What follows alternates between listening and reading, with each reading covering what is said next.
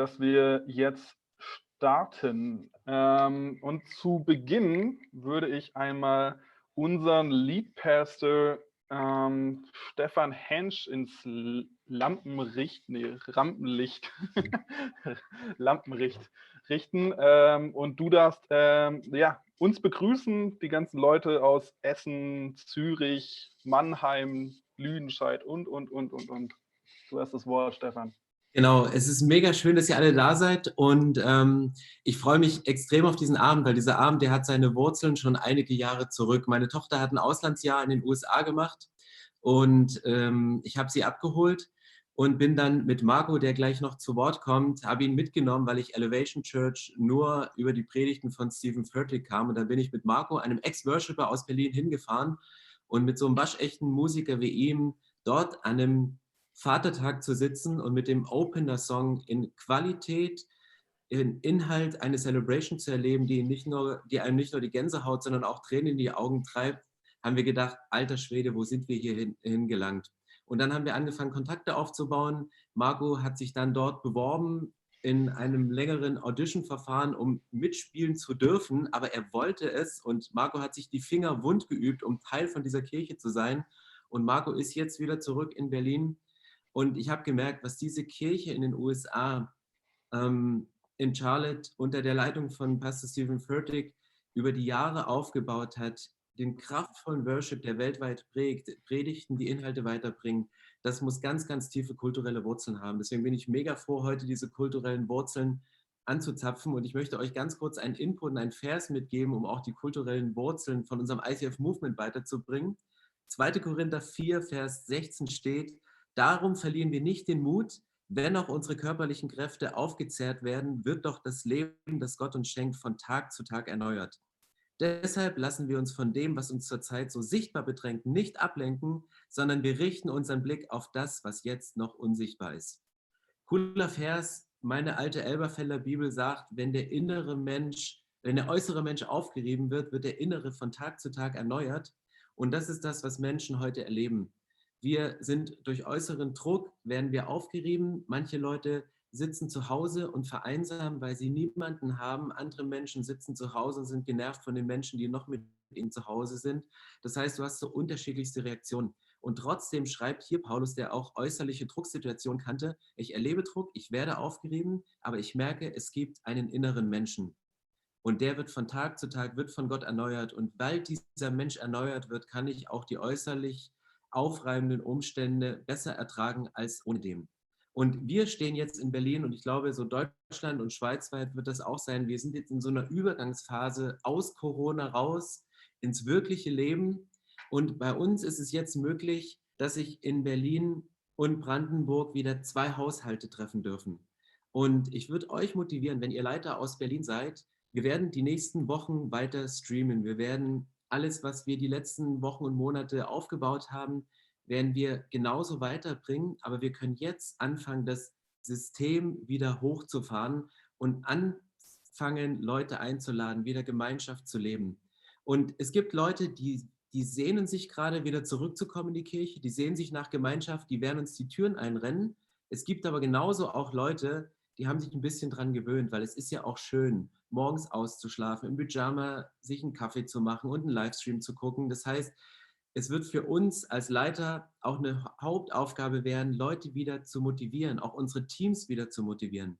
Und ich möchte euch das ans Herz legen, jetzt die nächsten Wochen und die nächsten Sonntage zu nutzen, um 2 Dinge zu machen. A, eure Teams wieder zu aktivieren, vielleicht Leute aus euren Teams einzuladen zu euch in euer Wohnzimmer, dass 2 Haushalte da sind, oder Leute, von denen ihr wisst, hey, die sind einsam, wir haben niemanden, sie bewusst in die Gemeinschaft wieder reinzuziehen, weil manchmal, wenn du aus einer Gemeinschaft rausgegangen bist, fällt dir der Schritt rein auch wieder schwer. Es sind nicht alle gleich, dass sie sofort zurückströmen, und lasst uns denen helfen, denen es schwerer fällt. Und wir als Leiter können auch eine geistliche Übung draus machen. Wenn du sagst, ich habe gerade niemanden, der mir einfällt, ich bin in keinem Team, bete drüber, ob Gott dir jemanden aufs Herz legt. Nimm deinen Telefonhörer in die Hand, lad jemanden ein, weil ich glaube, wir können die nächsten Sonntage, wo so diese Übergangszeit aus Corona raus ins wirkliche Leben sein wird, nutzen, um die Werte von uns als Kirche wieder hochzufahren und Gemeinschaft zu erleben. Und ich sage immer diesen Satz: Was du am Rand deiner Kirche erleben willst, das musst du im Kern der Kirche leben. Wenn wir uns wünschen, dass am Rand alle Leute eine Welcome-Kultur leben, musst du das als Kernteam, musst du das im Kern umso stärker, umso überbetonter leben. Und wir haben jetzt die Chance, als Teamleute, als Leiter, die nächsten Sonntage wirklich Wohnzimmer-Celebrations zu feiern, auch wenn nur 2 Haushalte möglich sind. Trefft euch mit 2 WGs, trefft euch mit 2 Familien, ladet Leute ein und fangt wieder an, das System hochzufahren, weil ich glaube, so wie wir langsam reingegangen sind, so müssen wir jetzt das Ganze auch wieder rausnehmen. Und das ist eine Verantwortung. Und Paulus spricht davon, er sagt, es gibt einen inneren Menschen, es gibt einen äußeren Menschen und genauso gibt es eine innere Kirche und es gibt eine äußere Kirche. Und lasst uns den Traum, das, was wir am Rand, an der Peripherie unserer Church erleben wollen, lasst uns das im Kern noch mehr und mehr leben. Deswegen werden wir das die Woche noch über alle Kanäle streamen, dass wir mit Wohnzimmer-Celebrations wieder starten und einige Hilfsmittel rangehen. Aber ich wollte es euch als Teamleuten heute schon mal mit weitergeben. Einfach der Gedanke dahinter, was die Chance ist. Und ich freue mich heute mega, noch tiefer einzusteigen in den nächsten Minuten mit Marco, mit Insa, mit Suchi und dann mit Mike selber, weil ich glaube, dass diese Verbindung, die da über Jahre entstanden und gereift ist, dass das auch in Zukunft noch viel Frucht für das ganze ICF-Movement tragen wird, weil eine Sache von Elevation war auch immer, dass wir kooperieren mit euch, nicht weil ihr eine lokale Ortsgemeinde seid, sondern weil ihr ein Movement seid, weil ihr ein Church-Planting-Movement seid und weil gerade auch in der ICF-Worship-Kultur, die nicht eine ICF Zürich und eine ICF Berlin Worship-Kultur ist, sondern ganz bewusst als Label ICF Worship gewählt ist, weil wir gemeinsam arbeiten und uns geistlich die Zähne putzen, damit wir auch guten Mundgeruch haben. Also, in diesem Sinne, ich gebe zurück in das Hauptstudio zu Thomas und bin gespannt, was heute Abend noch kommt. Hammer, vielen, vielen Dank, Stefan, für deinen Input, für deine Gedanken, wo wir hingehen wollen die nächsten Wochen, was auf uns zukommen will und wie Petrus das auch da nochmal da hineinspricht. Mega, mega gut, vielen, vielen Dank.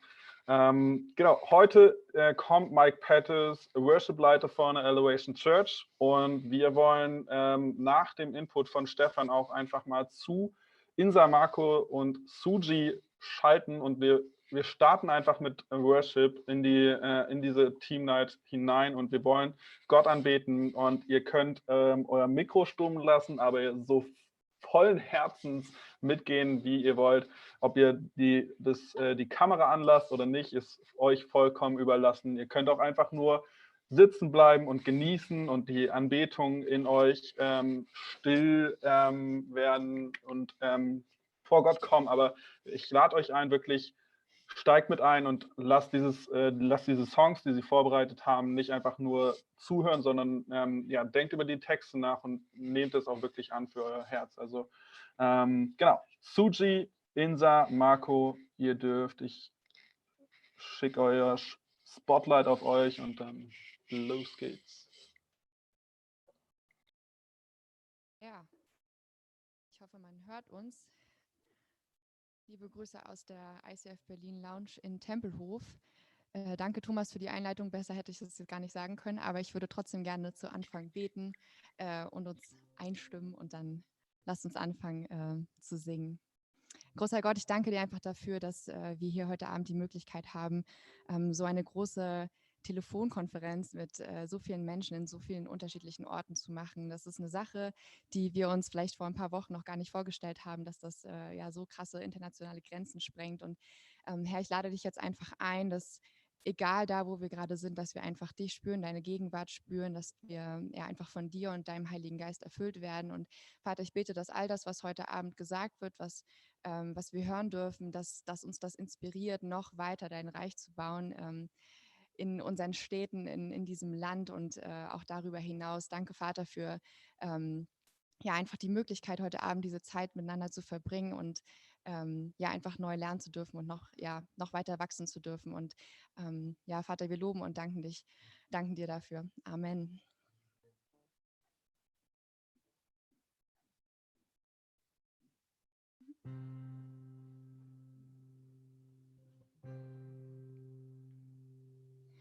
Wir stehen in deiner Gegenwart. Jedes Herz zeigt mich vor dir. Du allein bist uns genug. Dein Geist ist willkommen hier. Ja, wir glauben fest, du bist unser Sieg. Wer ist größer als du, Gott? Jede Herrschaft fällt, denn du kämpfst für uns. Wer ist stärker als du, Gott? Und ich vertraue nur auf dich. Ein starker Fels, auf dem ich stehe. Deine Liebe triumphiert. Angst muss gehen, denn du bist hier. Ja, wir glauben fest, du bist unser Sieg. Wer ist größer als du, Gott? Jede Herrschaft fällt, denn du kämpfst für uns. Wer ist stärker als du, Gott? Ja, wir glauben fest, du bist unser Sieg. Wer ist größer als du, Gott? Jede Herrschaft fällt, denn du kämpfst für uns. Wer ist stärker als du, Gott? Oh.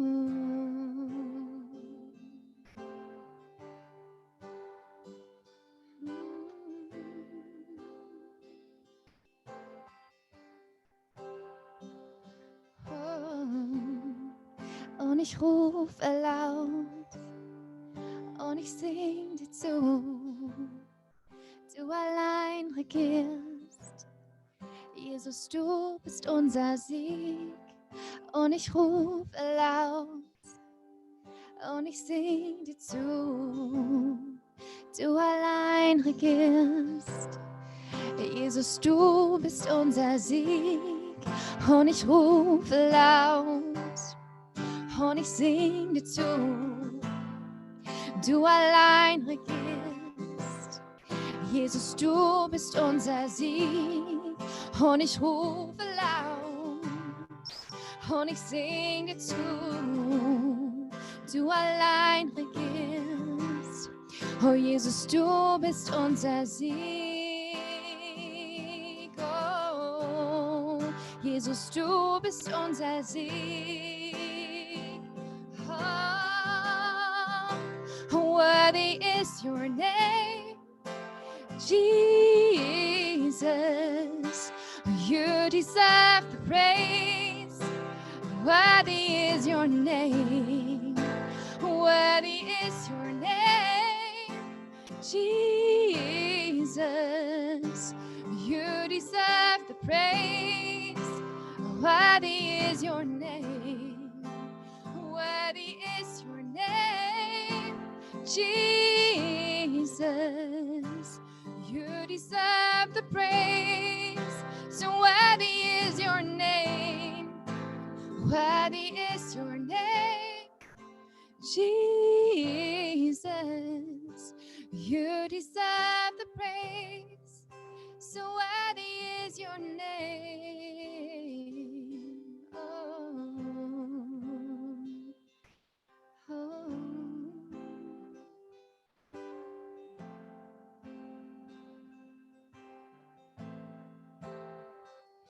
Ja, wir glauben fest, du bist unser Sieg.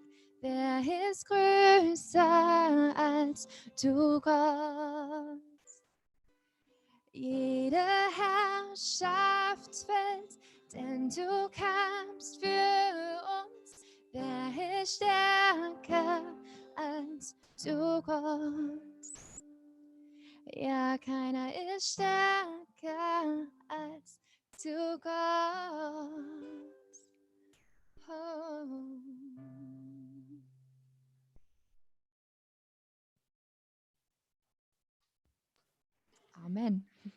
Amen, Amen. Vielen, vielen Dank, Suji und Insa. Und ich gebe eigentlich auch schon wieder gleich zurück. Und zwar müsste dort Marco sein. Wenn Marco dort ist, dann kann er auch wieder vor den Laptop kommen. Und solange rede ich einfach noch. Es ist cool. Ich habe auch noch mal gesehen, dass Leute aus Frankfurt mit reingeschalten haben. Mannheim sind jetzt gefühlt noch viel mehr. Und genau, also voll cool, dass ihr alle hier seid. Und genau, wir werden jetzt gleich einen Input hören von Marco Stelter, den Stefan gerade eben schon erwähnt hat, der einige Zeit selber in Charlotte war und genau, wahrscheinlich auch ein bisschen was darüber erzählen wird. Das weiß ich gar nicht so genau. Darüber haben wir ja gar nicht gesprochen. Weißt du schon was, Suji, worüber er reden wird? Ja, genau. Also Marco wird uns gleich so einen kurzen Einblick reingeben, einfach zu seiner Geschichte, zu dem, wie die Graduation war, wie er da so ins Team rein ist und genau. Okay. Ist er schon da oder soll ich noch ein bisschen weiter reden? Nee, Quatsch, das war Mike, der hat gerade angerufen. Cool. Dann, Marco, ich mache dich auch einmal groß und dann hast du das Wort oder Suji. Ihr dürft. So, Stefan hat ja schon kurz was dazu gesagt. Ja, meine Version klingt natürlich ein bisschen anders. Es stellt sich nicht ganz so einfach dar, wie Stefan das kurz mit seinen 2 Sätzen beschrieben hat. Ist natürlich, für mich war es eine sehr aufregende Zeit. Ich bin vor 7 Jahren damals nur mit einer Frau in die USA gezogen. Das blieb bei einer Frau, aber es kamen noch 2 Kinder dazu. Und war so eine recht turbulente Zeit. Und irgendwann in dieser Zeit, wie Stefan schon gesagt hat, wird er uns spontanerweise besuchen und sagt, naja, es gibt ja hier eine Gemeinde in Charlotte, da haben wir damals noch 1,5 Stunden entfernt von gewohnt und wir sollen da einfach mal zu einem Gottesdienst. Da habe ich gesagt, ja klar, interessiert mich, komme ich mit. Und dann mit der ganzen Familie Huckepack quasi nach Charlotte gefahren und so einen Gottesdienst miterlebt. Das hat Stefan ganz gut beschrieben, es war wirklich eine unglaubliche Zeit. Es war vom Opener bis zum letzten gesprochenen Wort einfach eine unglaubliche Erfahrung. Also für mich, der eigentlich schon recht lange in Gottesdienste miterlebt, war total geflasht. Ja. Stefan hat das dann angesprochen, dass ich mir doch mal da ein paar Inputs holen soll und so, was dann bei mir zu einem 160er Puls geführt hat, weil ich dachte, das ist alles ein bisschen ja, eine andere Liga.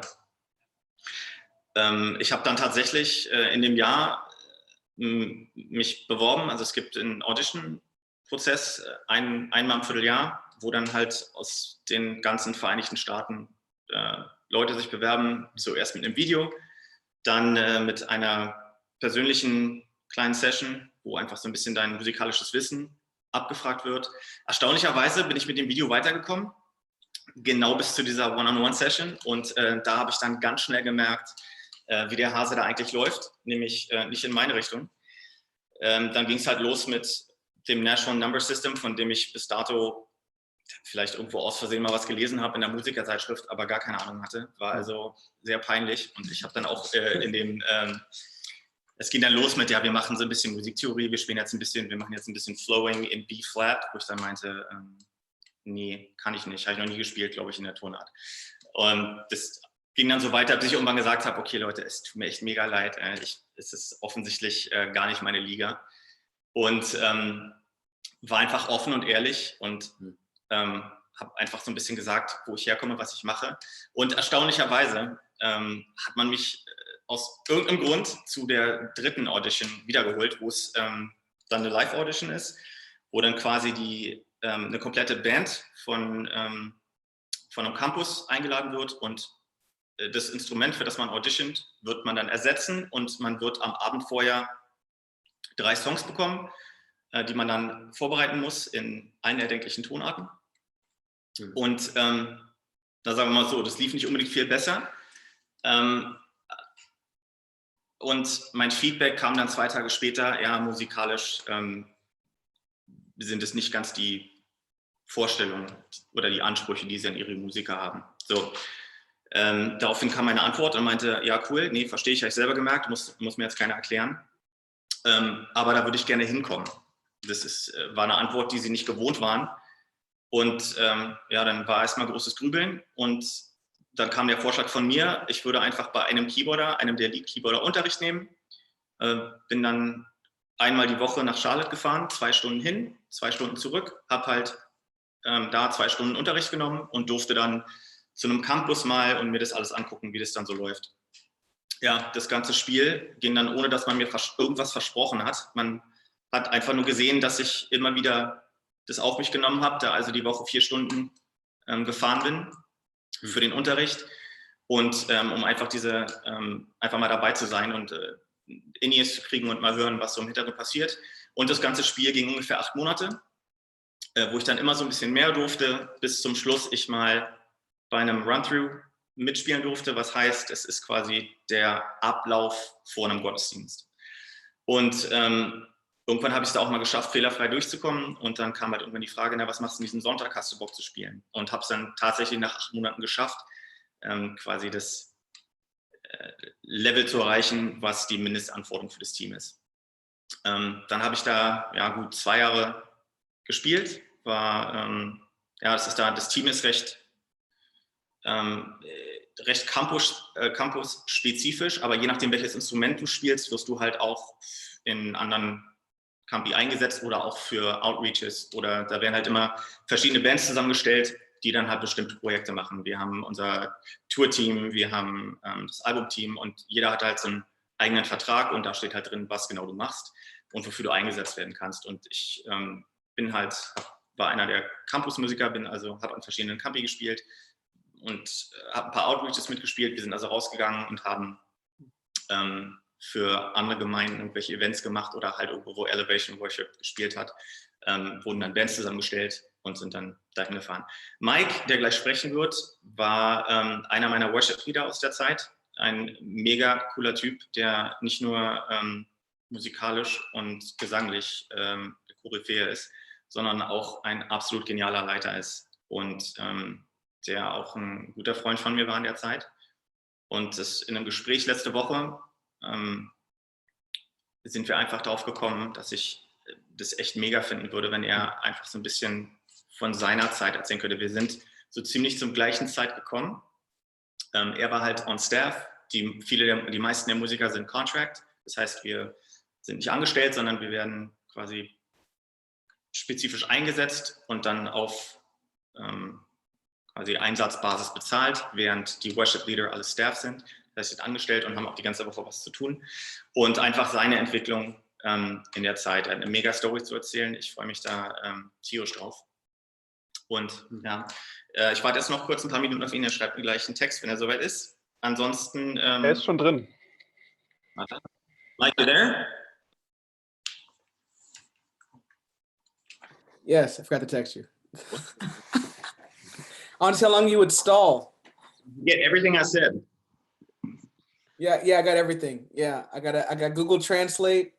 Nice. Perfekt. Thomas, willst du dann Mike mal groß machen? Ich würde ihn übersetzen. Ich weiß nicht, ob ihr I'm just telling you what's going on, Mike. Ich würde ihn übersetzen. Und ansonsten, wenn Fragen sind, könnt ihr die ruhig auf Deutsch reinschreiben. Auch die würde ich dann übersetzen. Und Mike, you got the mic. Oh man, all right, cool. Well, hey everybody, my name is Mike, coming at you from Charlotte, North Carolina. It's great to see each of you guys. Marco said there's several churches coming in together, and I think that's really, really cool as you guys kind of work together. Yes. I'm almost 40, man. My memory is not that great. So give me like 2 sentences. That's about as much. Oh, you want to active translate? Yeah. Oh, let's go. Cool. Okay. Hi. Das ist Das ist Mike. Wait. Oh, I don't know if I remember this. Go for it. It blends with Spanish. Hang on here. What's name in German? That'll read.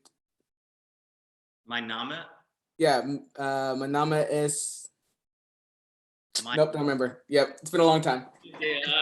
Mike. Okay, Mike hat ein paar Jahre in Deutschland gewohnt, witzigerweise. Sein Vater ist im Militärsarzt und war hier stationiert. Und jetzt gerade ist er in Charlotte, North Carolina. Und den Rest habe ich schon vergessen. Alright, I forgot the last part. So That's okay. So my name is Mike from Charlotte, North Carolina. I've been at Elevation for almost 2 years. Ja, Mike aus Charlotte, North Carolina bei Elevation seit über 2 Jahren. Ist okay, die Rechnung habe ich gemacht. Yep, and I've been a worship leader at just like larger mega churches for about 7 or so. Und war ein Worship-Leiter bei größeren Gemeinden ungefähr für 7 Jahre. Vorher, I'm just going to tell him where you were before. Vorher war er bei einer sehr großen Gemeinde in Miami, war da auch Worship-Leiter, war aktiv an der Produktion von deren Worship-Alben beteiligt und back to you. Yep, and it's really cool to see each of you and to see that you guys are coming together to learn and to grow in the area of worship. Und freut sich, so viele Leute zu sehen, die von euch Interesse daran haben, in den Bereichen Leiterschaft und Worship zu wachsen. And really, what I have to say is really hopefully helpful, but really I want to be a resource to you guys just to help in the areas that you guys feel that you want to grow. Und ich hoffe, dass das, was ich zu sagen habe, einfach generell für euch hilfreich ist. Aber ich will euch heute auch hauptsächlich dabei helfen, in Bereichen, an denen ihr interessiert seid, einfach zu wachsen. Yeah. It's gonna be fun. This is great. This is cool. Let me load up my notes here. Yeah. So Marco, did you kind of give an overview of kind of what our structure looks like? I think that's kind of, I picked up a couple of those sorts of things. I didn't get to that. I wasn't trying to steal your thunder. So perfect. Yeah. Oh, I didn't want to say a thing twice. So yeah. So I can jump into what we do, or kind of what we do. Kultur ist und ja, wie so die Sachen laufen. Yep. So each of our campuses has a worship leader, and each team or each worship leader has a team that supports him to lead worship on the weekends. Jeder Campus hat also einen Worship-Leiter und der Worship-Leiter hat ein Team hinter sich, was quasi den Worship. And what we do is we typically, instead of having a bunch of songs that we try to constantly learn, we want to bring excellence by having a few number of songs that we know really well. Und anstelle von einfach ein riesengroßes Repertoire zu haben mit Tausenden von Songs, haben wir lieber ein paar ausgewählte Songs, die wir einfach sehr gut kennen und aus denen wir quasi die Songs rausziehen können. Yeah, so when you see like a lot of the excellence that we strive to bring, really it comes in keeping things simple and not having 100 songs that we kind of do, but let's do 25 songs like really strong. Und ein großer Teil der Exzellenz, die wir halt versuchen in den Gottesdienst zu bringen, kommt daher, dass wir halt versuchen, eher wenige Songs zu haben und die einfach sehr gut zu kennen und nicht 250 Songs, wo es dann nicht so gut klappt. So the heart behind what we do is we want to make sure that we as a worship team, for the worship service, worship experience, we want to bring our best, and we want to make it meaningful. Und das Herz, was wir dahinter haben, mit der Einstellung für den Worship, ist, wir wollen einfach das Beste bringen, was wir bringen können, und wir wollen, dass es einfach eine Bedeutung hat. Yeah. So everything that we do flows from these two things. It's either working towards making it the best or working towards making it meaningful.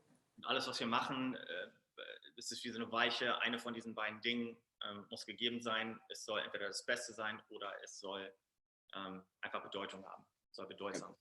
Mm-hmm. So throughout the week, we will prepare our teams through Planning Center, just to give them really good resources of how they can practice on their own to bring their personal best.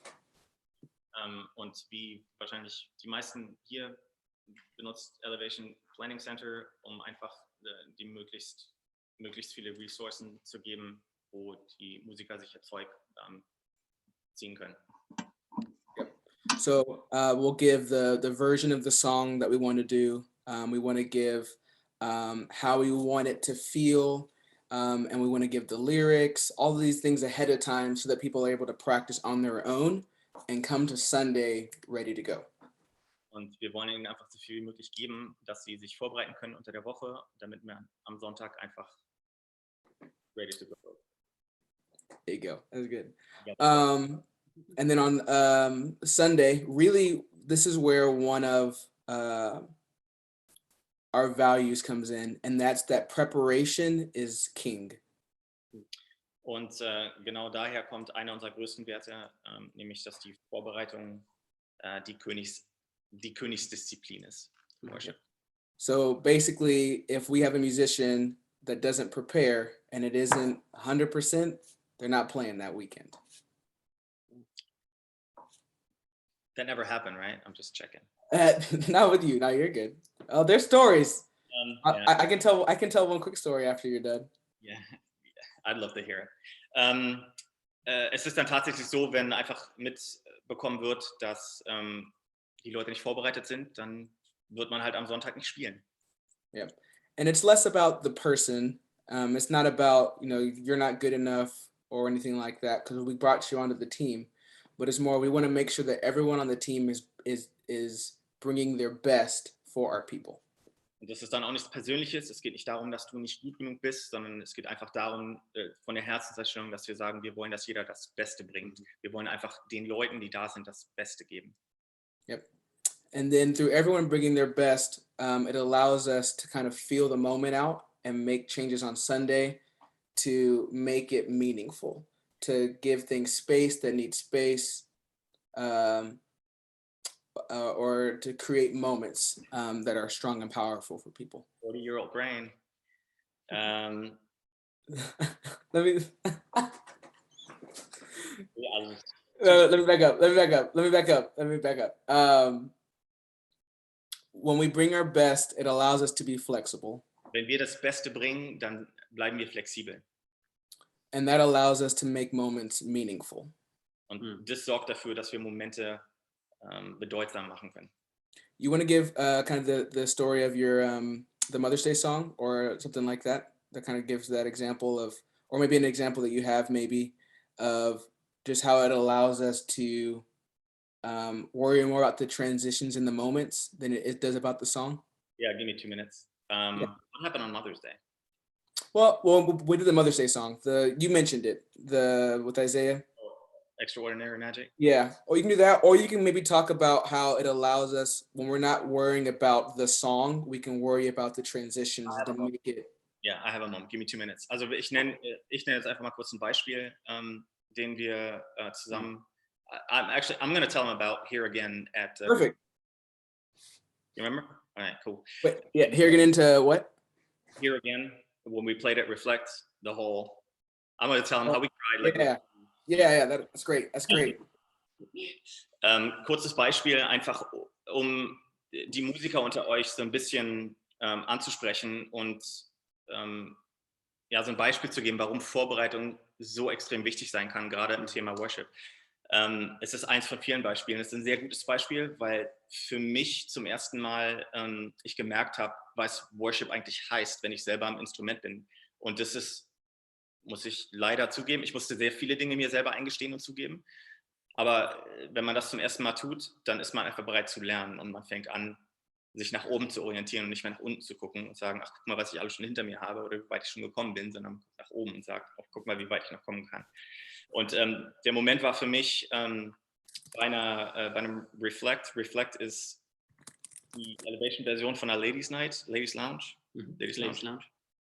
wo Holly Furtick also predigt und die ganzen Campi sind rappelvoll mit Frauen, ja, alles durch die Bank weg, von alleinerziehenden Müttern über zum 3. Mal verheiratet, mit 4 Kindern, also wirklich alles, junge Frauen, die noch zur Schule gehen.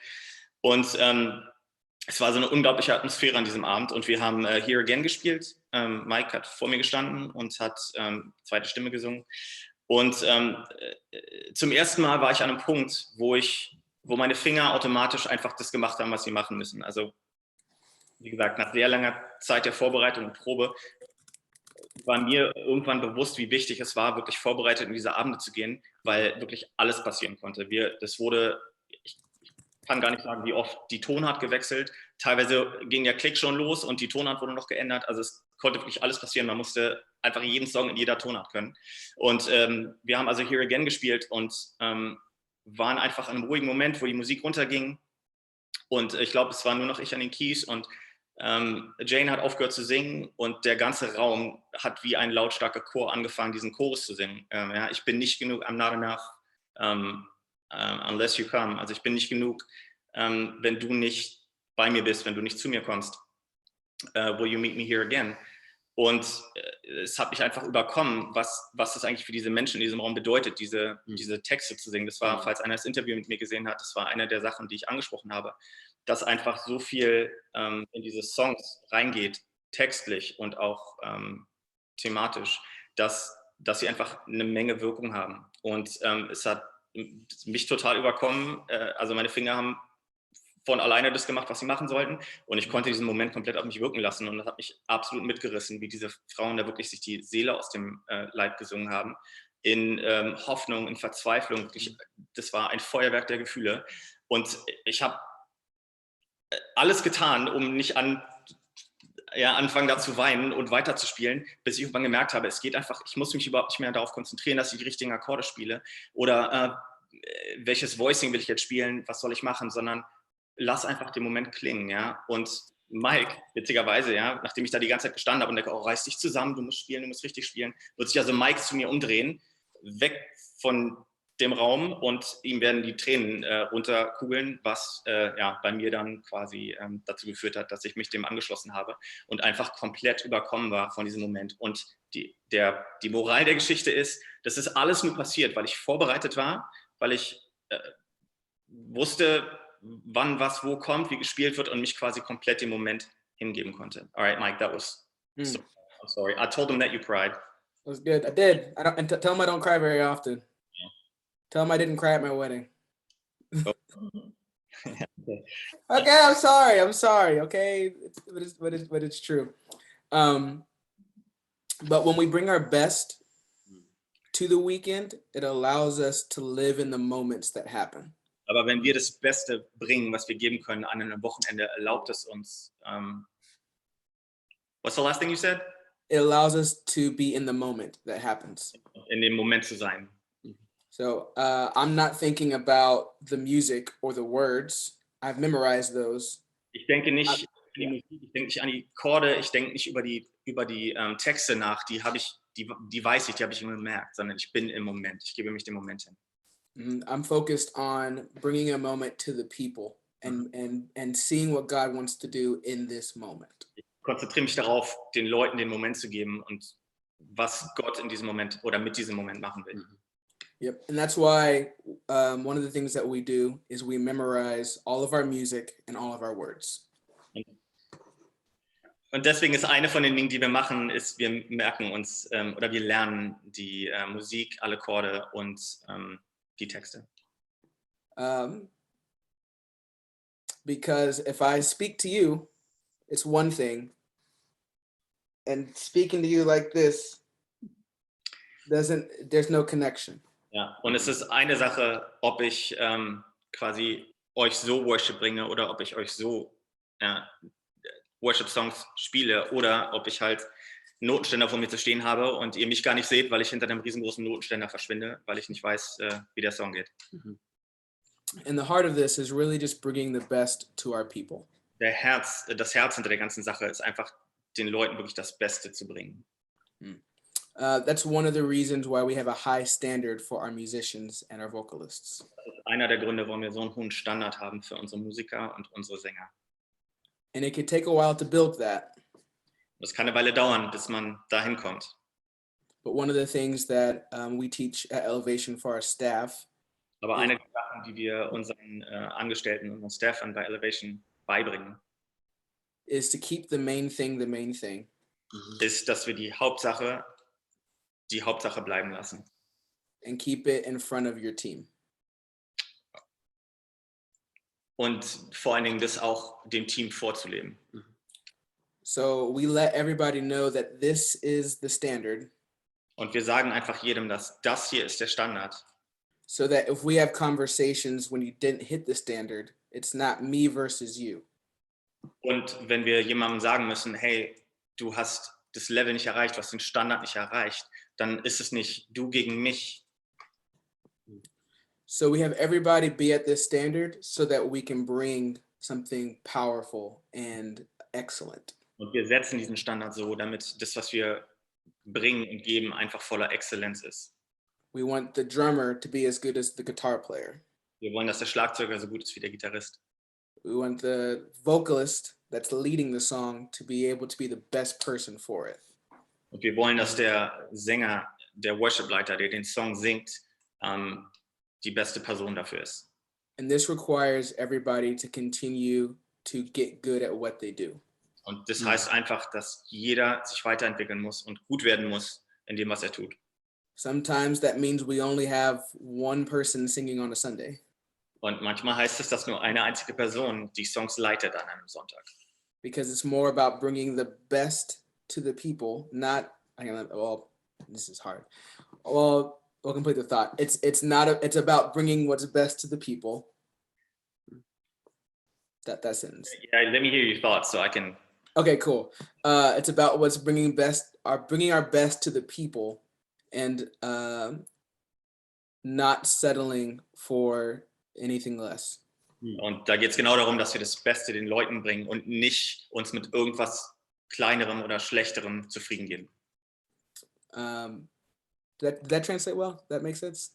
Yeah, I killed it. Okay, cool. I don't know. That can sound mean. So we can put that. That can sound mean. Das kann sehr fies klingen, sehr gemein klingen. But behind the scenes, we're working to build people to that right level. Aber hinter dem Vorhang heißt es, dass wir Leute auf das richtige Level bringen. So I'll work with the vocalist to make sure that she or he can get better so that she can sing. Und eine der Aufgaben von Mike ist es halt, mit den anderen Sängern zusammenzuarbeiten, um die aufs Level zu pushen, was erwartet wird von ihnen. And then on Sunday, everyone gets to witness something amazing and inspirational. Und am Sonntag dann in der Worship Experience, dann, which words did you use? Inspirational and amazing. Voller Inspiration und großartig. That's cool. This is new for me. This is good. This is stretching my brain. Yeah. Is there anything more you want me to expound on from a weekend? Hang on. Somebody just asked a question. How do you? Well, it's probably a question that I can. Well, why don't you answer it? Go for it. How do you train your musicians? It's good. In a well, very yeah. and harsh process. Let me tell you that. Yeah, no, I feel like you can answer this one, but I'll be here for it. Because maybe kind of reiterate that it's like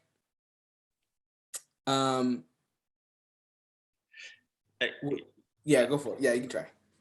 Also auch mit dem, ich hatte natürlich vorhin nur sehr wenig Zeit, um eine sehr, wie sagt man, eine sehr intensive Sache kurz und knackig in 5 Minuten darzustellen. Es kommt alles natürlich hört sich das alles erstmal hart an und man denkt, oh krass, wieso gehen die so mit Leuten um? Es ist alles in Liebe, also es ist der Hintergrund, warum Leuten einfach gesagt wird, sorry, bei euch reicht's noch nicht, ist einfach, um dich nicht Sonntag auf die Bühne zu stellen und dich da auf ein Scheitern vorzubereiten. Und ich habe sicher schon auf einigen Bühnen gestanden, auch bevor ich bei Elevation gespielt habe. Es ist einfach was ganz anderes. Und es ist nicht so, dass man keine Fehler machen darf, aber was man als Musiker viel lernen muss auf so einen Bühnen, ist, sich von dem Fehler zu erholen. Da gibt es 2 Möglichkeiten. Du machst einen Fehler und das ist wie so ein Auto, da fällt erst ein Rad ab, dann fällt das andere Rad ab und im nächsten Moment sitzt du nur noch mit dem Lenkrad in der Hand auf der Fahrbahn.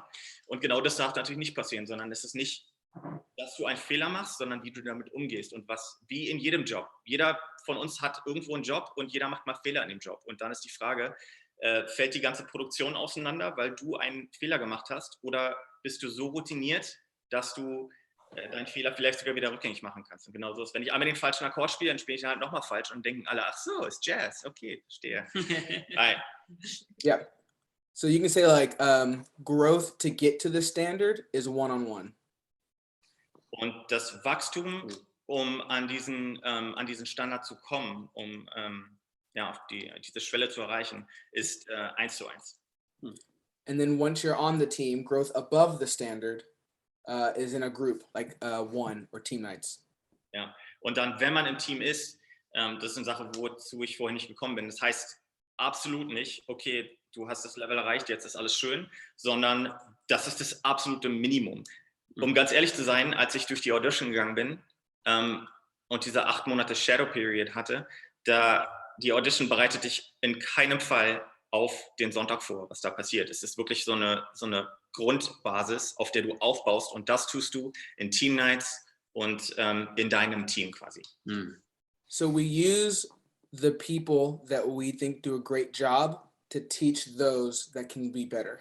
Und wir nutzen die Leute, von denen wir denken, dass sie einen sehr guten Job machen, um es den anderen beizubringen.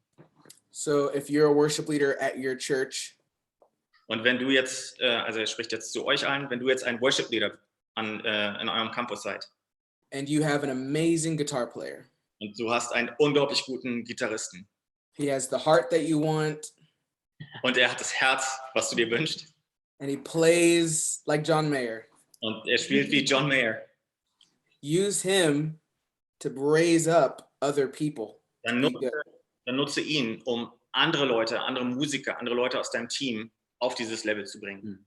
It's like Jesus and the disciples. Es ist wie Jesus und seine Jünger. Or Paul, the apostle, and he was raising up church leaders. Oder Paulus, der Gemeindeleiter wie sagt man? Ausgebildet hat. Yeah. How we get better across the board is not about one person. Wie wir insgesamt durch die Bank weg besser werden, hängt nicht von einer Person ab. It's about using the people that have the standard that we want to see and giving them chances to grow other people. Es ist, die Leute zu nehmen, die den Standard verstanden haben, das, was wir sehen wollen, und die dann dazu zu bringen, andere Leute. That can be in group lessons or it can be one-on-one. Das kann in Gruppen, in Teams sein, oder es kann one-on-one sein. Do you kind of give the Rick story? How he helped you? Yeah, kind of like it, just in case he's watching this. No, just telling how someone, because Rick had the standard and you were raising up. Ja, bei meiner Story, die ich vorhin erzählt habe, war es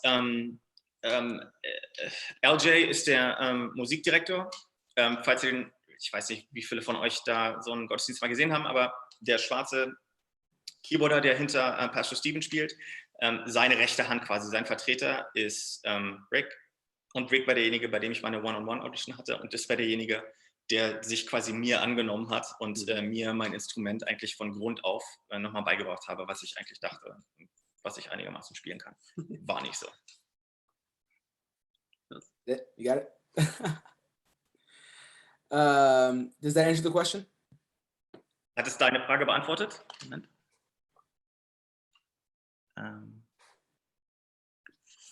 I'd say his name, but your guess is as good as mine. Okay, cool. Yep. Yes. All right. Awesome. Trying to see if there's anything else I want to speak on real quick. So if not, if you look at do you have the chat open? If not, I can just read it. Okay, so those were the questions. Oh, Lord, here we go. Yes. All right, now I got it. So the first thing is kind of explaining the leadership structure. What does Wade do? What does Chris do? As in Chris Brown, I assume. Yeah, we can jump right into that. And what do the other? Actually, let's do the musician one because it's kind of in the flow of what we were talking about, and then we'll do the Wade. How do you select new musicians for each? I think I answered that pretty. Yeah. In my 5-minute rundown. Perfect. All right, so we can talk about leadership at Elevation Church. Mm-hmm. How's it structured? Like down to from like central down to, I guess. Yeah. Yeah, we can start with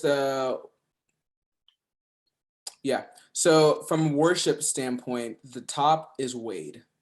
Von einem Lobpreisteam-Standpunkt ist Wade Joy der Chef.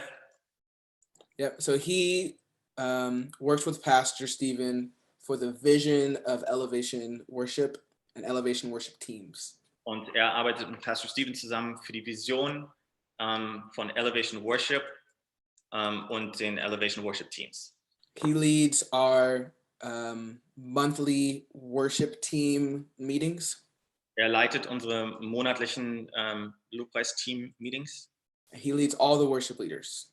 Und er leitet alle Worship-Leiter quasi. Er ist über allen Worship-Leitern. Yeah. So we'll be in a meeting like this, and Wade will be speaking to us. In einem Setting wie das jetzt wäre Wade derjenige, der zu den ganzen Worshipern sprechen würde. Mhm. And then you have Chris. So it's like Wade, and it's like Chris. And then this is Elevation Worship.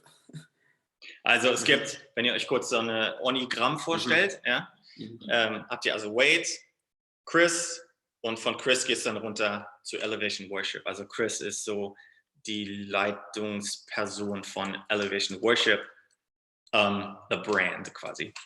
Yeah, so it's Elevation Worship, Elevation Church Worship, Team Sunday. It's kind of separate. Ja, das ist alles ein bisschen schwierig zu verstehen. Es ist halt, alles ist Elevation Worship, aber dann hat jeder in diesem Team, wie ich vorhin schon gesagt habe, hat verschiedene Aufgabenbereiche. Es gibt Leute, die spielen in den Campis, dann gibt es Leute, die gehen auf Tour, es gibt Leute, die machen Outreaches und so weiter und so fort. Deswegen kommt es auch so vor, dass ihr mal andere Leute seht, wenn ihr verschiedene Videos guckt, wenn die auf Tour sind. Die Tourmusiker werden oft ausgetauscht. Dann fährt mal der Gitarrist mit, dann fährt mal der Keyboarder mit und so weiter. Yep. So Chris handles Elevation Worship. Also Chris kümmert sich um Elevation Worship, Chris Brown. And then under Wade are all the worship leaders. Und unter Wade sind die ganzen Worship-Leiter. So that's me. Campusleiter, wie Mike zum Beispiel. And all of the other campuses have 1 to 2 worship leaders. Und alle Campi haben quasi 1 oder 2 Worship-Leader. So Wade is our, hang on, let me back that up. So even though Wade is our worship lead influencer, we'll put it that way.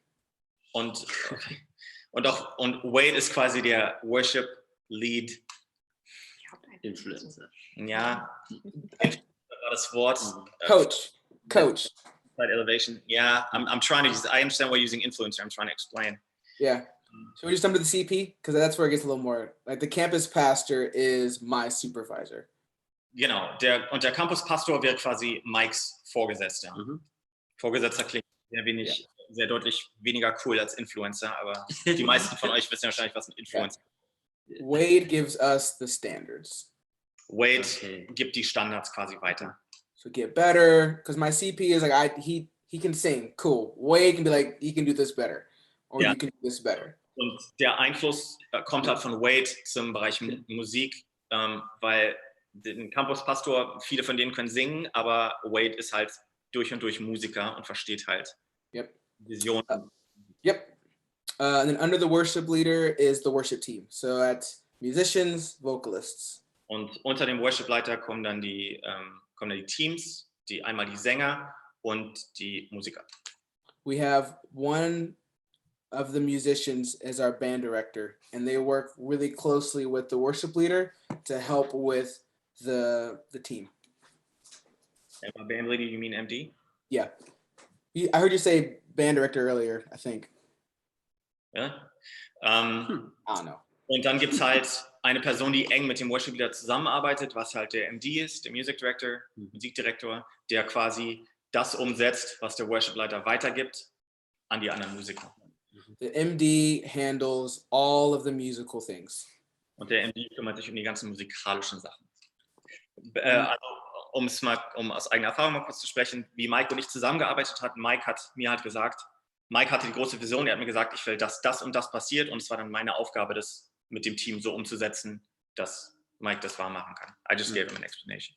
Perfect. Kind of like just like you focus on the practical and I kind of focus on the moment, kind of work together, like frees me up. Ich kümmere mich quasi um die praktischen Sachen, wie es jetzt tatsächlich aussieht.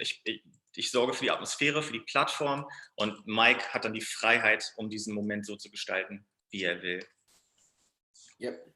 So you want basically, in the moment, you want the person that has the mic for the MD to be able to know everything that's supposed to be happening.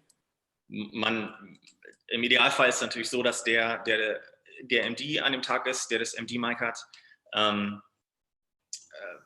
versteht, was passieren soll.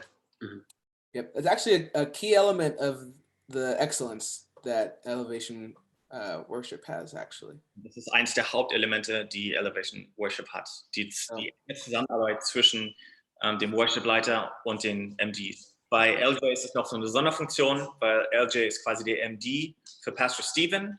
Valentine hat zum Beispiel 2 MDs. Ein MD ist für den Moment, der ist direkt unter Pastor Stephen, das ist LJ. Das heißt, der ist für ihn da, der sorgt dafür, wenn Pastor Stephen anfängt, eine Hymne von 1724 zu singen, dass er die Tonart ausfindet und sofort anfängt zu spielen. Und dann gibt es noch in Valentine dann halt den MD für die Band, der quasi dafür sorgt, dass die Musiker, wenn es quasi nicht um Pastor Stephen geht, sondern um einen von den Worship-Liedern, dass halt diese Momente funktionieren. That's great. Are MDs common over where you guys are at? That's a good question. Maybe. So I think, so he's the MD for ICF Berlin. So, Perfect. When I left, there was no MDs. Okay. I don't know if you wanted to take a minute to kind of explain what that, like the value of that role, but if it's pretty common, then we don't have to go into it. I don't think every camp. yeah, but we started using MDs like a year ago, and we have right now we have 3 MDs here in our main campus in Berlin, and in Friedrichshain we don't have an MD yet. And but sometimes we borrow our that's great. way, but that does not work every time. But that's great. So one of the things that Elevation did different than what I was used to was that MDs carry a lot of like a worship leader role. Ja. Und der Bereich, wo es für Mike anders war, bei Elevation Worship, als es vorher war, aus den anderen Gemeinden, aus denen man kann, war die Rolle, die spielen. Mike, give me a second. There's questions that I just want to answer real quick. Do you have the same 25 songs in every location, or does it differ from one location to another? And this way. So you want to talk about the change that happened a year ago, a couple of years ago? But basically you can just say, it's the same bank of songs. Is that right? Well, we have the freedom within the bank of songs. Also es war tatsächlich mal so, dass alles gleich war, auf die 5 Sekunden genau ungefähr. Der Grund, das ist jetzt ein bisschen was zur Produktion. I'll take about a minute, Mike. You go ahead. This is helpful. Yes, this is great. Die Produktion war überall identisch, weil man quasi zum gleichen Zeitpunkt beim gleichen Song anfangen musste, weil wir für den letzten Song, bevor Pastor Stephen die Predigt angefangen hat, haben alle Bands zusammengespielt. Das heißt, Valentine hat uns ein paar Spuren geschickt und die lokalen Bands haben quasi mit dem Worship-Leiter aus Valentine zusammengespielt, damit quasi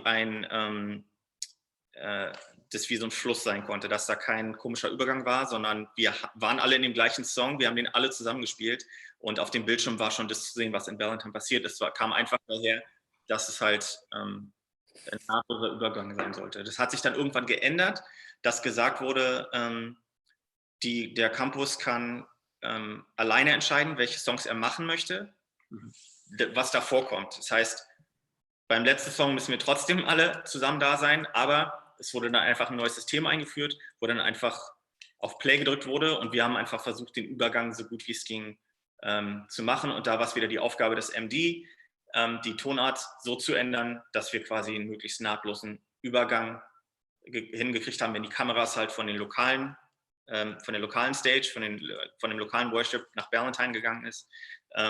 Das hat ist nicht allzu lang gut gegangen, weil irgendwann gesagt haben, wir wollen nicht über eine andere Setlist schreiben, wir machen einfach das, was Valentine macht. Und im Endeffekt war es dann doch wieder so, dass alle so ziemlich das Gleiche gemacht haben mit leichten Abwandlungen. I just told them about the production and the switch from Wait, yeah.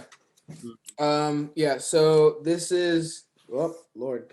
And why, well, I guess, why are you doing it? Why are you doing it that? Well, I think I answered that by saying on a flow.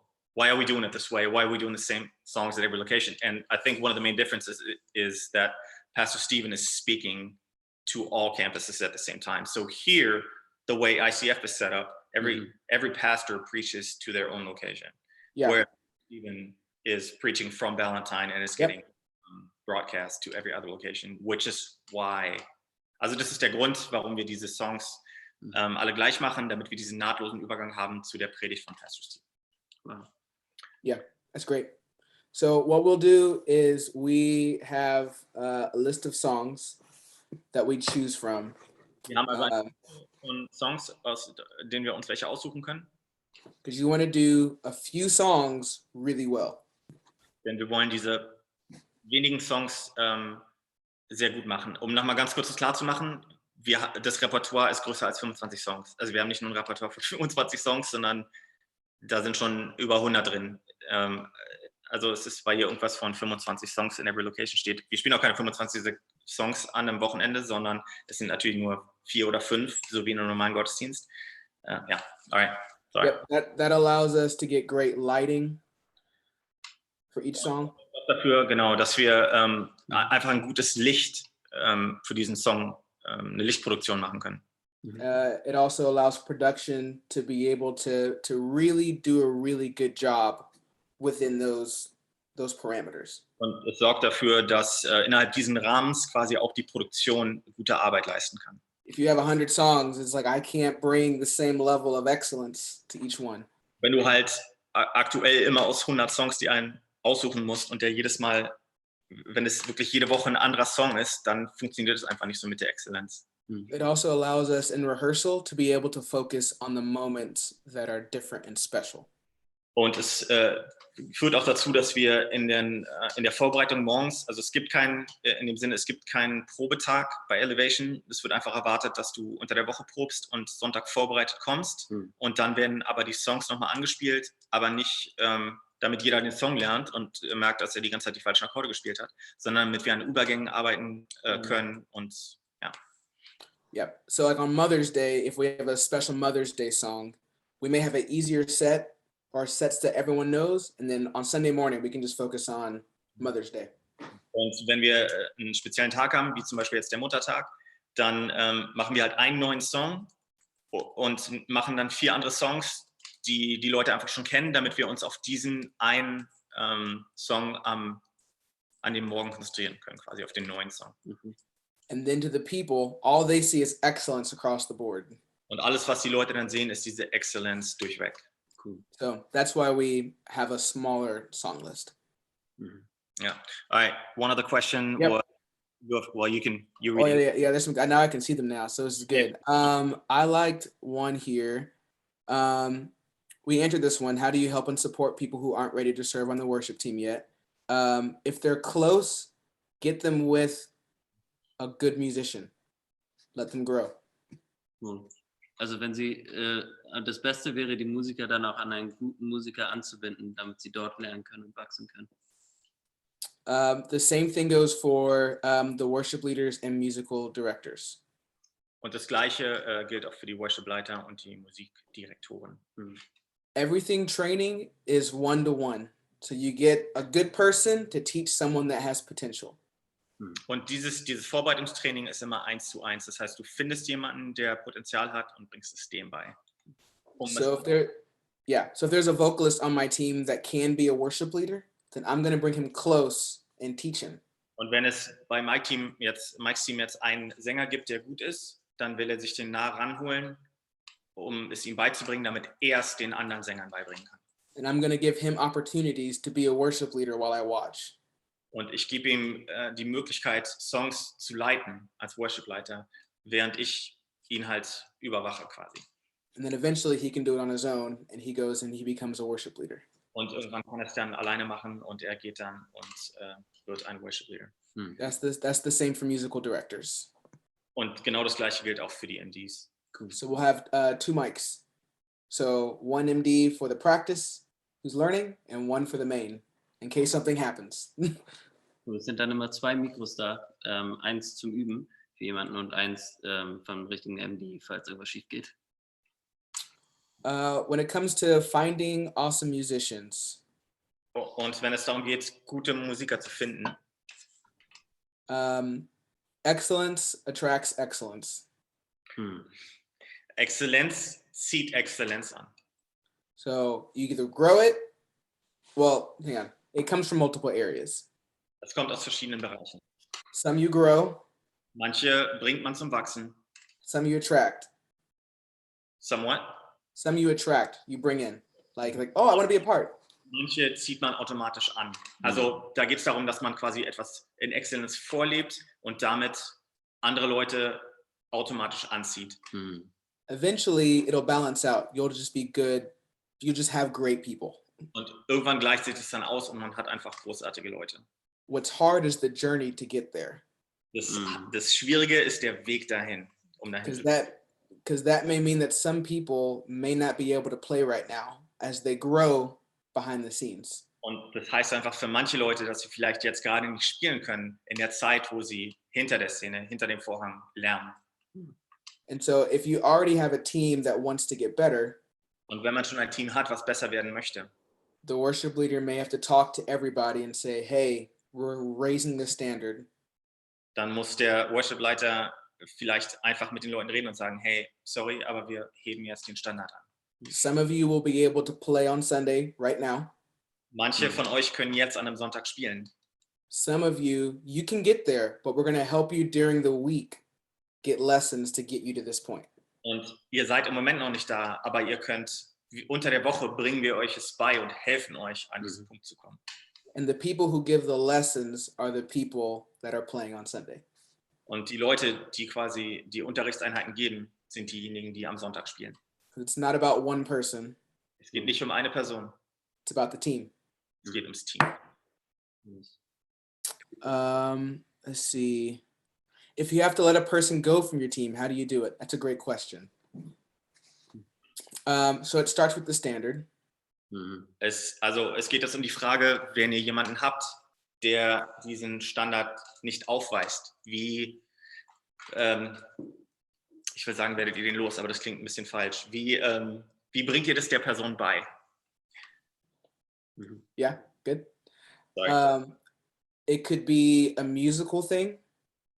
Es könnte einen musikalischen Grund haben, warum die Person es quasi nicht.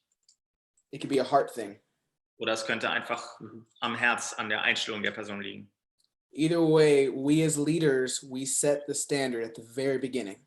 Aber so oder so, wir als Leiter setzen diesen Standard ganz am Anfang. So we tell each person coming into our team, Also wir sagen jedem, der unser Team beitritt, this is the standard. das hier ist der Standard. And it's not to be mean, Und es ist nicht, um gemein zu sein. it's just to protect the values that we have as a team. Es ist einfach, um die Werte, die wir als Team zu haben, zu schützen.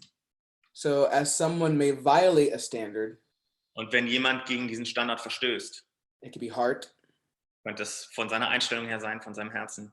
it could be excellence, Das Problem könnte fehlende Exzellenz sein. it becomes conversations of, hey, you're not meeting the standard. Und dann fangen Gespräche an mit, hey, du bringst diesen Standard nicht. Du erfüllst. And here's how, here's why. Und jetzt sage ich dir, warum. So then we work with that person to get better at that standard. Und dann arbeiten wir mit dieser Person, um auf diesem Level besser zu werden, um diesen Standard zu erreichen. So it's not about you, Es geht nicht um dich, and it's not about me. es geht um mich. It's about the standard that we have set for our team. Es geht um die Erwartung, um diesen Standard, den wir als Team gesetzt haben. So it's a journey, Es ist ein Weg, um dahin zu kommen. and we'll have several conversations along the way. Da gibt es mehrere Gespräche auf dem Weg dahin. Are they getting better? Are they getting worse? Do they not care? Werden sie besser, werden sie schlechter oder ist es ihnen völlig egal? After a few times, Nach einer gewissen Zeit then we'll let them know, hey, we're having to let you go because you're not hitting the standard. wir müssen uns von dir trennen, weil du einfach diesen Standard nicht erreichst. And in most cases, we can leave it open, like, hey, if you feel like you're back and ready to go, we'd love to welcome you back in. Und wir in vielen Fällen lassen wir es auch einfach offen, sodass einfach nach einer Weile wir sagen können, hey, wenn du den Standard erreichst, dann kannst du zurückkommen. So the standard, setting a standard helps protect that it's not me versus you.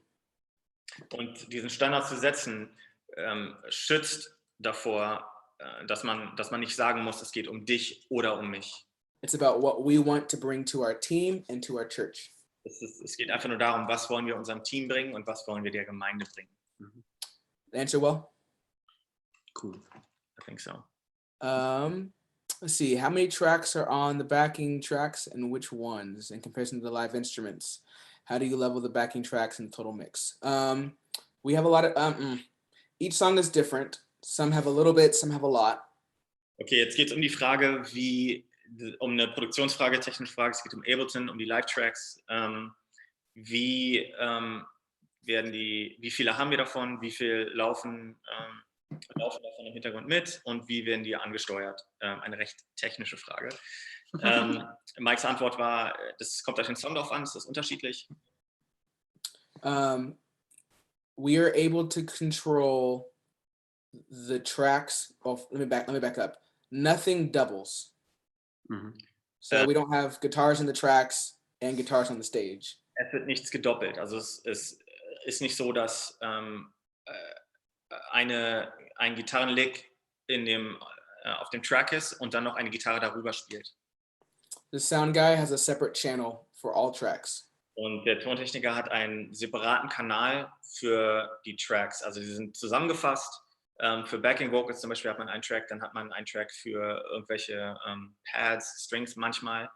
Dann hat man manchmal, falls tatsächlich mal ein Gitarrist ausfällt, wenn jemand mal Sonntagmorgen krank wird, haben wir zwar Backups, aber wenn es einfach mal nicht hinhaut, dann wird so eine Gitarre auch einfach mal von den Backing Tracks gespielt, aber da steht dann halt kein Gitarrist an der Stelle. And then in Ableton, well, let me back up. In rehearsal, our sound guy lets us know if something in Ableton is too loud. Also es ist quasi, der Drummer hat einen Computer, wo Ableton mitläuft und in den Proben, die wir morgens haben, in den Schnittproben, würde dann halt der Tontechniker sagen, hey, die Backing Vocals sind zu laut oder die Synth-Geschichten sind zu laut oder was auch immer. That answer the question? That was this guy. Oh, that answer the question? Yeah. Perfect. Do you guys use Ableton, Logic? Yeah, we use Ableton. There you go. How do you write a Sunday set list? What's important? Does anyone have to approve that? Ooh, that's a great question. Okay. Hang on, what was the question? Yes. This is the last one from ICF. Do you write a Sunday set list? That one? What is important? Wie bereitet ihr eine Setlist für Sonntags vor?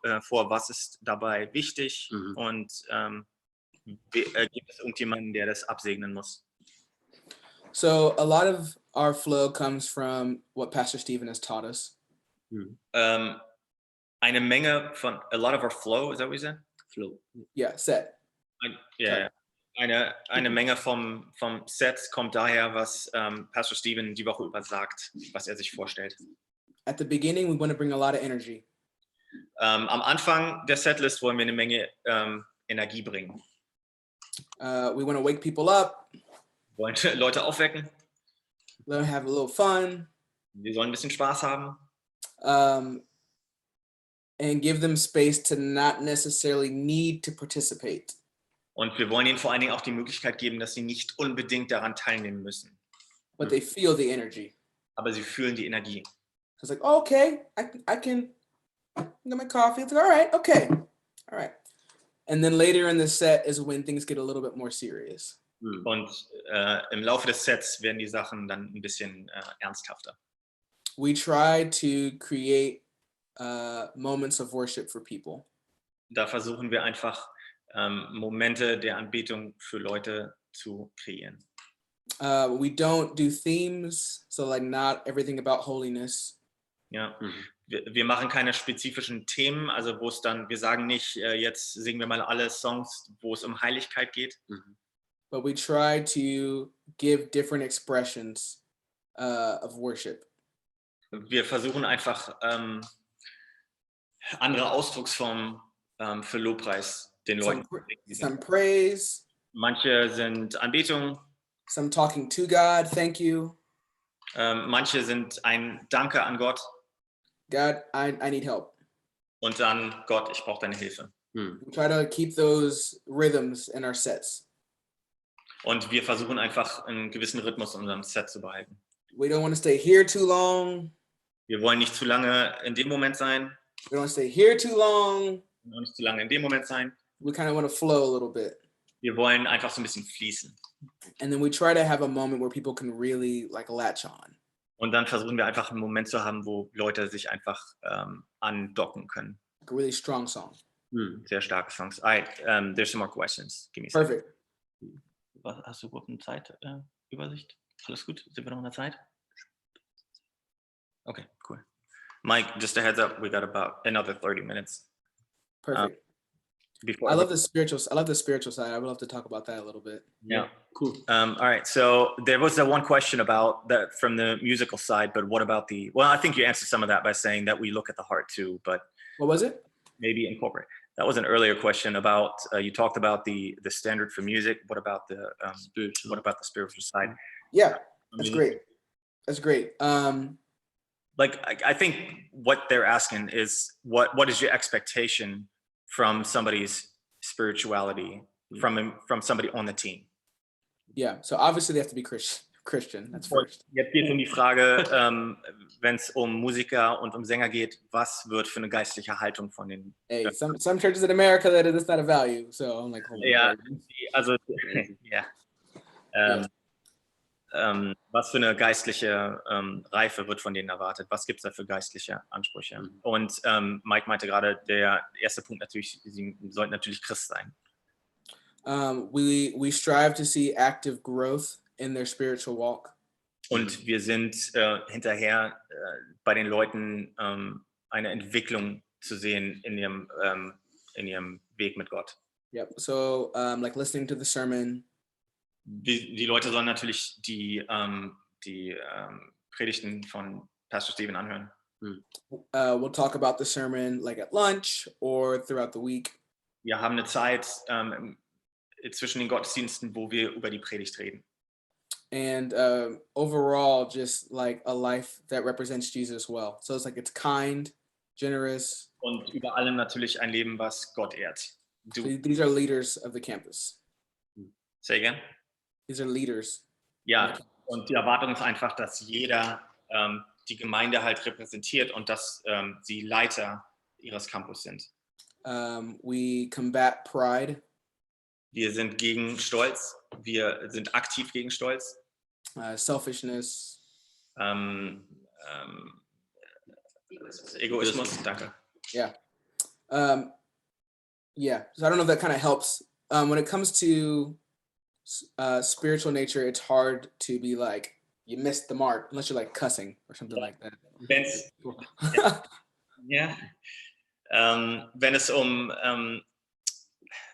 Wenn es um eine geistliche Reife geht, ist es natürlich schwer, jemanden einzuschätzen und zu sagen, ey, du bist nicht ganz da, wo du sein solltest, weil man so immer schwer einschätzen kann. Natürlich, wenn man da sitzt und rumflucht oder auf der Bühne flucht, dann gibt es auf jeden Fall mal ein Gespräch, kann ich sagen. But we want to see that Jesus is a priority in your life. Aber wir wollen sehen, dass Jesus eine Priorität in deinem Leben ist. And that you're growing from Sundays. Und dass du von Sonntag zu Sonntag geistlich wächst. That makes sense? Ja. Cool. All right. We also do a lot on our end just to pour into the people. Und wir machen von unserer Seite auch sehr viel, um den Leuten einfach Sermons, die Predigten, worship leader one-on-one. Dann gibt es diese Einzelgespräche mit dem Worship-Leiter.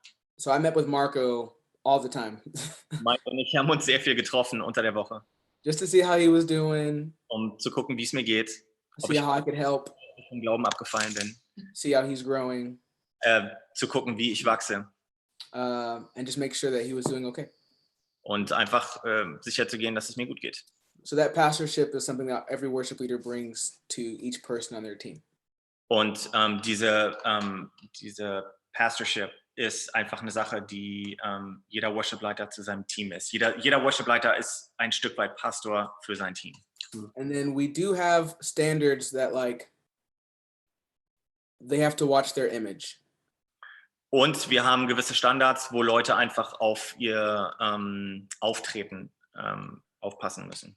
Because there have been people that, you know, have violated some of the rules that we have regarding whatever, and we have to have conversations and remove them from the team. Es gibt also regelmäßig Leute, die gegen gewisse Regeln verstoßen. Das klingt jetzt, klingt jetzt ein bisschen komisch, aber es gibt halt einfach Leute, die mit ihrem Auftreten nicht das repräsentieren, was der Herzschlag von Elevation ist. Zum Beispiel. Yeah, because Beispiele, the main thing is the main thing, and that's representing Jesus well. die Hauptsache ist, dass man Jesus einfach gut nach außen trägt, quasi. So we try our best just to be proactive with musicians' spiritual growth. Hang on, Mike. Was? Fischer? Okay. Is this time? Yeah. Oh, okay. Okay, say that again. Sorry. There's a really good question. I'm just reading. So. Perfect. Yeah, I was saying we try to be proactive in just giving growth for our musicians. Wir müssen halt von vornherein schon geistiges Wachstum für unsere Musiker anzuregen. Cool. Yep. Here's a good one. You can give the example that we had to have a vocalist not sing for a while because it became a little bit too prideful. Really? Who? Don't worry about that. Okay. We are broadcasting on who knows where. Es gab einen Fall, wo einem Sänger gesagt wurde, dass er eine Zeit lang nicht singen wird, weil einfach zu viel Stolz da war.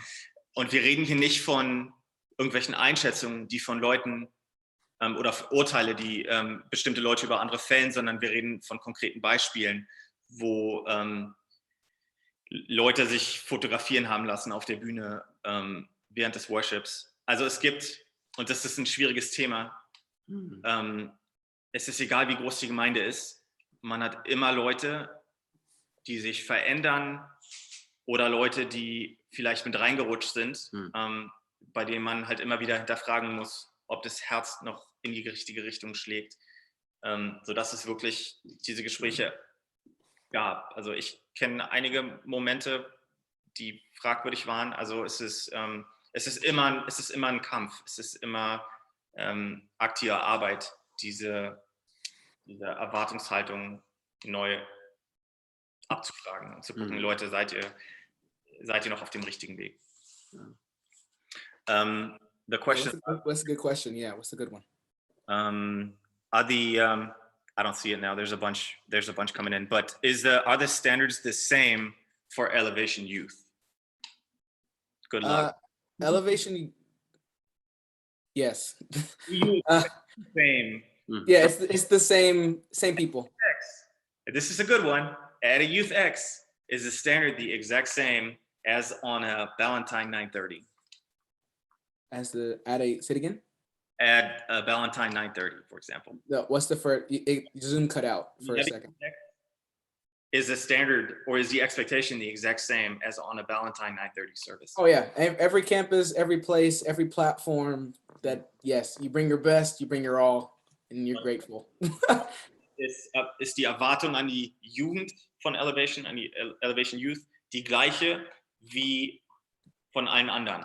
Und die Antwort ist ja, die Erwartung ist an jedem Campus gleich, an jede Bühne gleich, an jeden, der Elevation quasi repräsentiert, gleich. Yep. We also use primarily the same people unless there's youth that are really talented.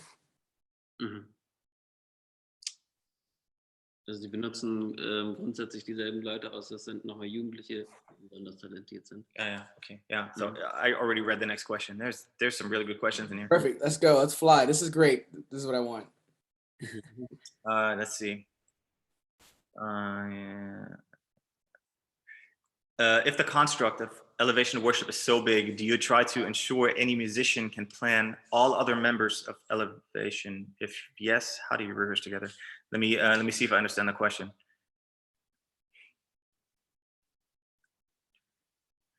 I think this has to do with all the different contracts that we have. So you have who's planning the tour musicians, who's planning the campus musicians on the weekend.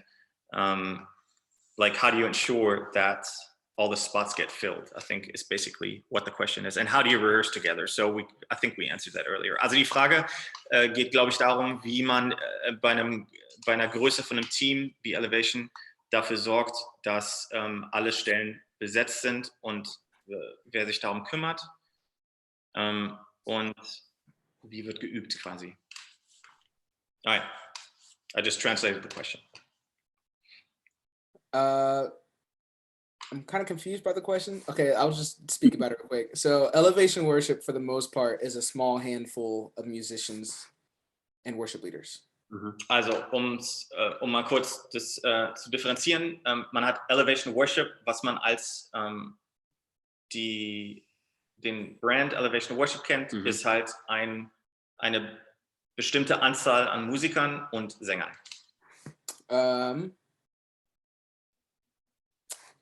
You know what? Let me answer the question because I think I kind of understand. Okay, cool. I'm not quite understanding. Yeah, go for it. Ich denke, es geht einfach darum, wer was plant und wer wofür verantwortlich ist. Also es ist tatsächlich so, dass du halt, dass es für alle Bereiche einen Leiter gibt. Du hast einen Leiter für die Tours, du hast den Tourmanager, der kümmert sich darum, wer kommt mit auf Tour. Du hast die MDs, die von den verschiedenen Campi, die sich darum kümmern, dass ihre Musiker quasi am Sonntag, dass genug Musiker am Sonntag auf der Bühne stehen. Und so wird es halt, jeder plant halt seinen Bereich und je nachdem, wer dann am Schluss noch übrig ist, der wird halt eingesetzt, um irgendwelche Stellen zu füllen. Wer auch immer die Frage gestellt hat, ich hoffe, die ist damit beantwortet. Ooh, I like this question here. This is a little bit less worship, sort of. It says, as a leader, how do you keep the atmosphere in church, an atmosphere of a family in Christ and not as much of a business, especially if the structure with all its tasks are growing bigger and bigger? That's a great question. Okay, think about it. I'll translate it real quick. Als ein Leiter, also die Frage geht an Mike, als Leiter, wie behält man die Atmosphäre in der Gemeinde, eine Atmosphäre einer Familie in Christus und nicht so sehr ein Business. Vor allem, wenn die Struktur mit all ihren Aufgaben immer größer und größer wird. I think there's several layers to this. Da gibt es verschiedene Elemente dazu. First off, our auditoriums really aren't that big. Ja, der erste Punkt, also es gibt einfach so verschiedene Lagen und einer von diesen Lagen ist, unsere einzelnen Campi sind nicht so groß, wie man vielleicht denkt. A key way is volunteers. Und ein ganz großer Punkt sind Freiwillige. Because our heart is for people to feel seen. Und unser Herz ist, dass Leute sehen fühlen. And then they can find whatever they need. Und dass sie das finden können, was sie suchen. So we have an incredible volunteer team. Wir haben ein unglaubliches Freiwilligenteam. Of people that really have a heart to help other people. Und die haben ein Herz, dass sie wirklich anderen Menschen helfen möchten. So we have people helping park cars. Wir haben Leute, die den Leuten ihre Parkplätze zuweisen. We have people that welcome people in as they're coming in. Wir haben Welcome Teams. We have people that, hang on, let me back up. Anyone who's coming to church for the first time, we have them put their hazards on. Und hazard lights. eine der großen Sachen, die wir machen, jeder, der zum ersten Mal zu Elevation kommt, macht seine Warnblinkanlage an. And we have a separate volunteer team to make sure that they get everything that they need. Und es gibt ein extra freiwilligen Team, die sich nur darum kümmern, dass die Leute, die zum ersten Mal da sind, direkt in die Hand genommen werden und genau das bekommen, was sie brauchen. Also es geht von dem Moment los, wo du dein Auto parkst. Wenn du zum ersten Mal da bist, wirst du persönlich reinbegleitet und es wird einfach dafür gesorgt, dass du dich willkommen und zu Hause fühlst. They're even showed where the bathrooms are. Man zeigt dich sogar, wo die Toiletten sind. Let's see. Then during the actual experience, the worship experience. Und wenn es dann in der Celebration ist, That'll work. We can say worship service. That's fine. well, that's what We have a lot of moments for people to meet the people around them. Da haben wir einfach viele Momente, wo die Leute die Möglichkeit bekommen, die Leute um sich herum kennenzulernen. Another key area is that we really believe in small groups. Und ein anderer wichtiger Bereich ist, dass wir sehr daran glauben, uns in kleineren Gruppen zu treffen. So we encourage new people to sign into a group. Und wir bewegen Leute dazu, sich für diese Gruppen einzutragen, sich in diese Gruppen zu integrieren. And those groups will meet once a week and talk about the sermon or get ice cream or whatever. Leute treffen sich einmal die Woche und reden über den Gottesdienst, über die Predigt oder essen Eis zusammen. And that's where you get your real sense of family. Und da kriegt man diesen Sinn für Familie, da prägt man Gemeinschaft. So one is not more important than the other. Also einer ist nicht wichtiger als der andere. We just try to provide both well. Wir versuchen einfach beide zu bedienen. Yep. Sweet. Can I pronounce garage band for Davis? Good one. Davis is the keys player. uh, All right. What is? Würde das auch in dem Ausmaß mit nur Ehrenamtlichen? Oh, that is an excellent question. Cool. I'm out of time, guys. I'm kidding. No, I'm just. Yeah, good luck with that one. No, what is it? What is it? What is it? Would you be able to pull this off with the same standard if everybody was a volunteer? Yeah, I think so. Yeah? Yeah. Mike? So if you were a volunteer, if every musician was a volunteer, do you think you could still pull it off? I think so. Mike sagt, ja. Why? It would be hard, Yeah. Wäre sehr schwierig. but if you give people a big enough vision, Aber wenn man Leuten eine Vision gibt, die groß genug ist, you show them their standards, man zeigt ihnen die Standards, you show them their impact, vor allen Dingen zeigt man, was sie für einen Einfluss haben. Yeah. and you have a way of growing people to be better, Und man hat einen Weg, Leute zu gießen, zu fördern. Danke. yeah, then I think it can sustain. Dann sollte es funktionieren. I say that because I was a part of a church in Miami that was doing that, and I helped kind of craft those things to get it to where it needed to be.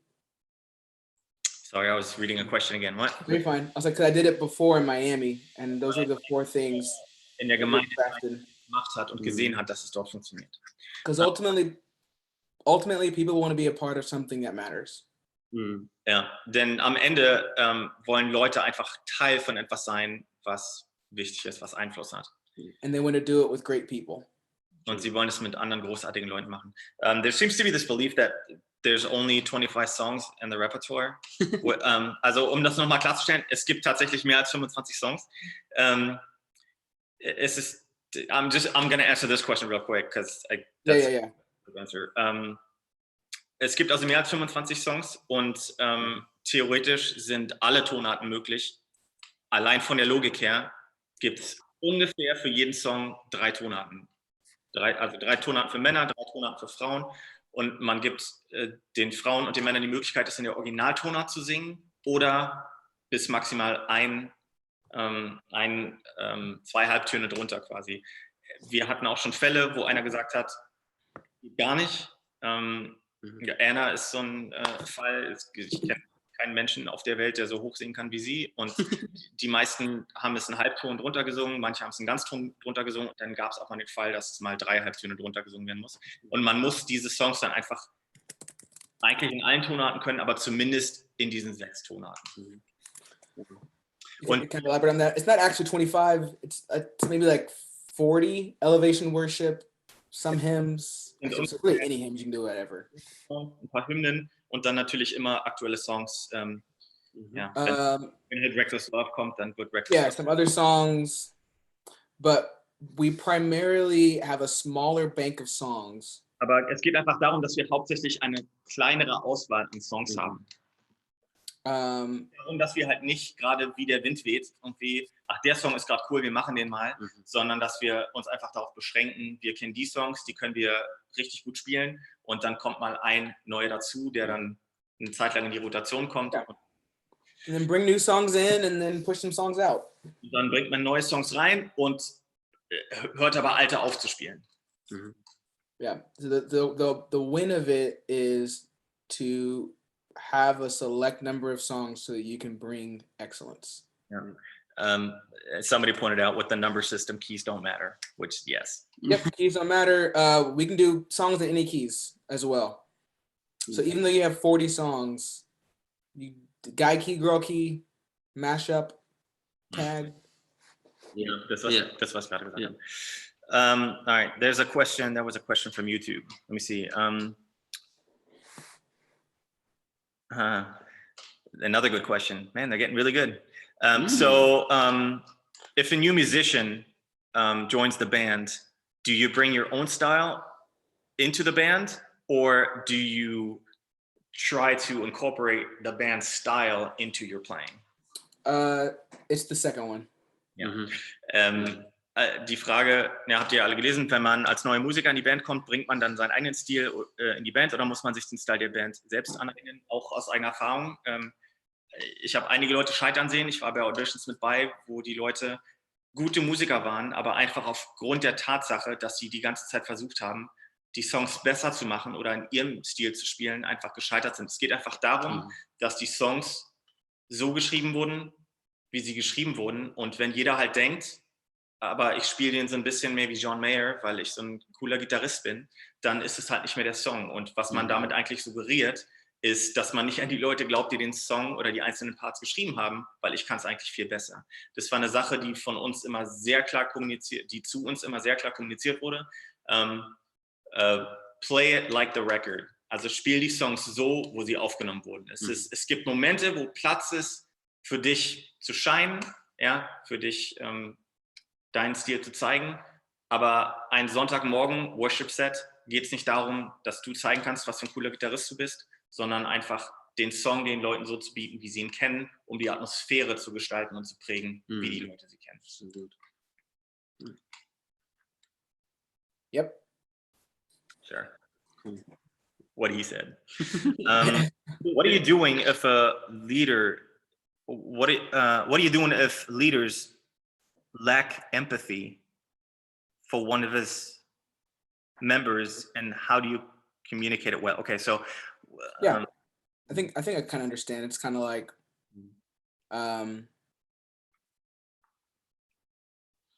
maybe if one of the team members isn't respecting someone else well,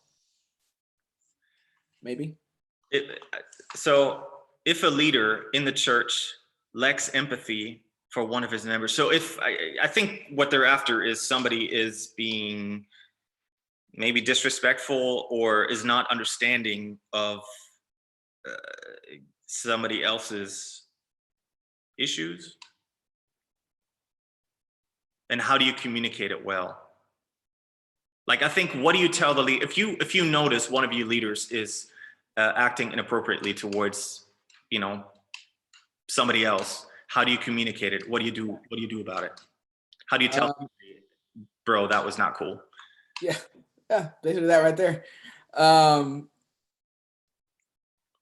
Why you think, let me translate it. Also die Frage ist, was macht ihr, wenn ein Leiter, wenn einem Leiter das Mitgefühl, die Empathie des Einfühlungsvermögen für eine andere Person fehlt und wie kommuniziert man das? Wie spricht man ihn darauf an? Ich glaube, es geht darum, wie kontrollieren eure Leiter andere Leiter? If you're leading up and they're your leader. Wenn es, okay, es gibt jetzt die Variante, es ist dein Leiter. Wie macht man ihn darauf aufmerksam, quasi? You can start by giving your opinion and not necessarily stating it as a fact.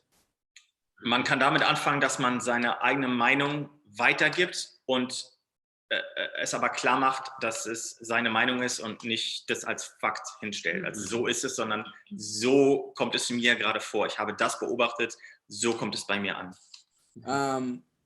So it's kind of like, hey, I saw this versus, hey, you that. Und es halt so ausdrückt, dass man sagt, hey, das ist mir aufgefallen, das habe ich gesehen, anstelle von so und so ist etwas. And then you can tie it to one of like your values as a staff or as leaders. Und man kann umlenken quasi, man kann das Gespräch dann dazu hinlenken, zu sagen, hey, das sind unsere Werte als Leiter. So it can be something like, hey, I saw this interaction between the two of you. Und man könnte halt sagen, hey, ich habe diese Unterhaltung zwischen euch. And I know that care and empathy is one of our values as a church. Und ich weiß, dass Empathie und Fürsorge eins unserer Hauptwerte ist in der Gemeinde. I just wanted to make sure that everything was okay. Und ich wollte nur sicher gehen, dass alles in Ordnung ist. And that opens up for the conversation. Und das öffnet den Weg in ein Gespräch. If they're your leader. Wenn es dein Leiter ist. And then you guys can talk about it. That kind of like gets you in.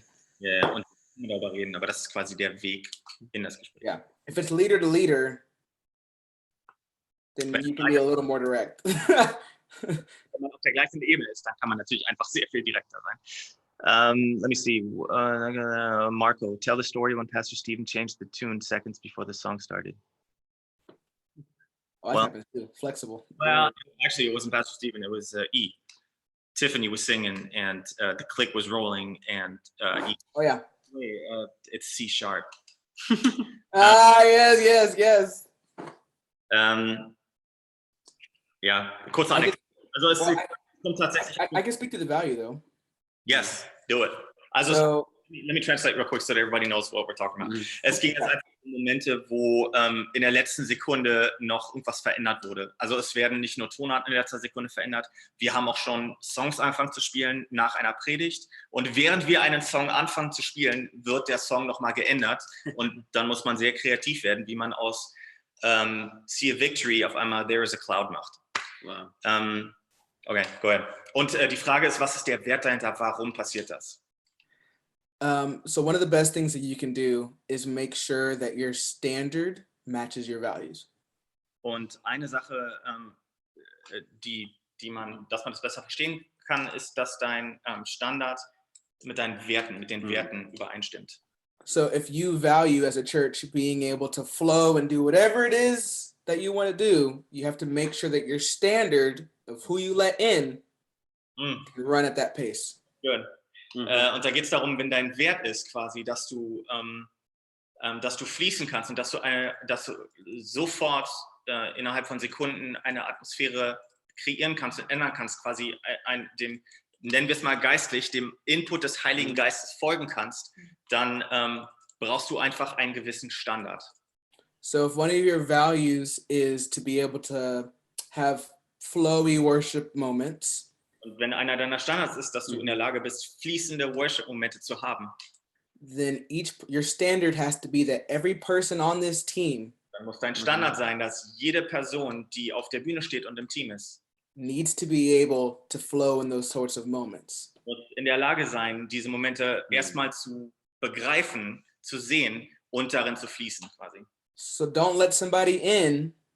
Also lasst nicht jemanden ins Team, if they can't do it yet. Wenn die es noch nicht können. Train them so that they can succeed in those moments. Bilde sie aus, damit sie in diesen Momenten nicht scheitern. and so that the moment can be what you want it to be. Der Moment das sein kann, was du willst, dass er sein, dass er wird. So if we really value hymns,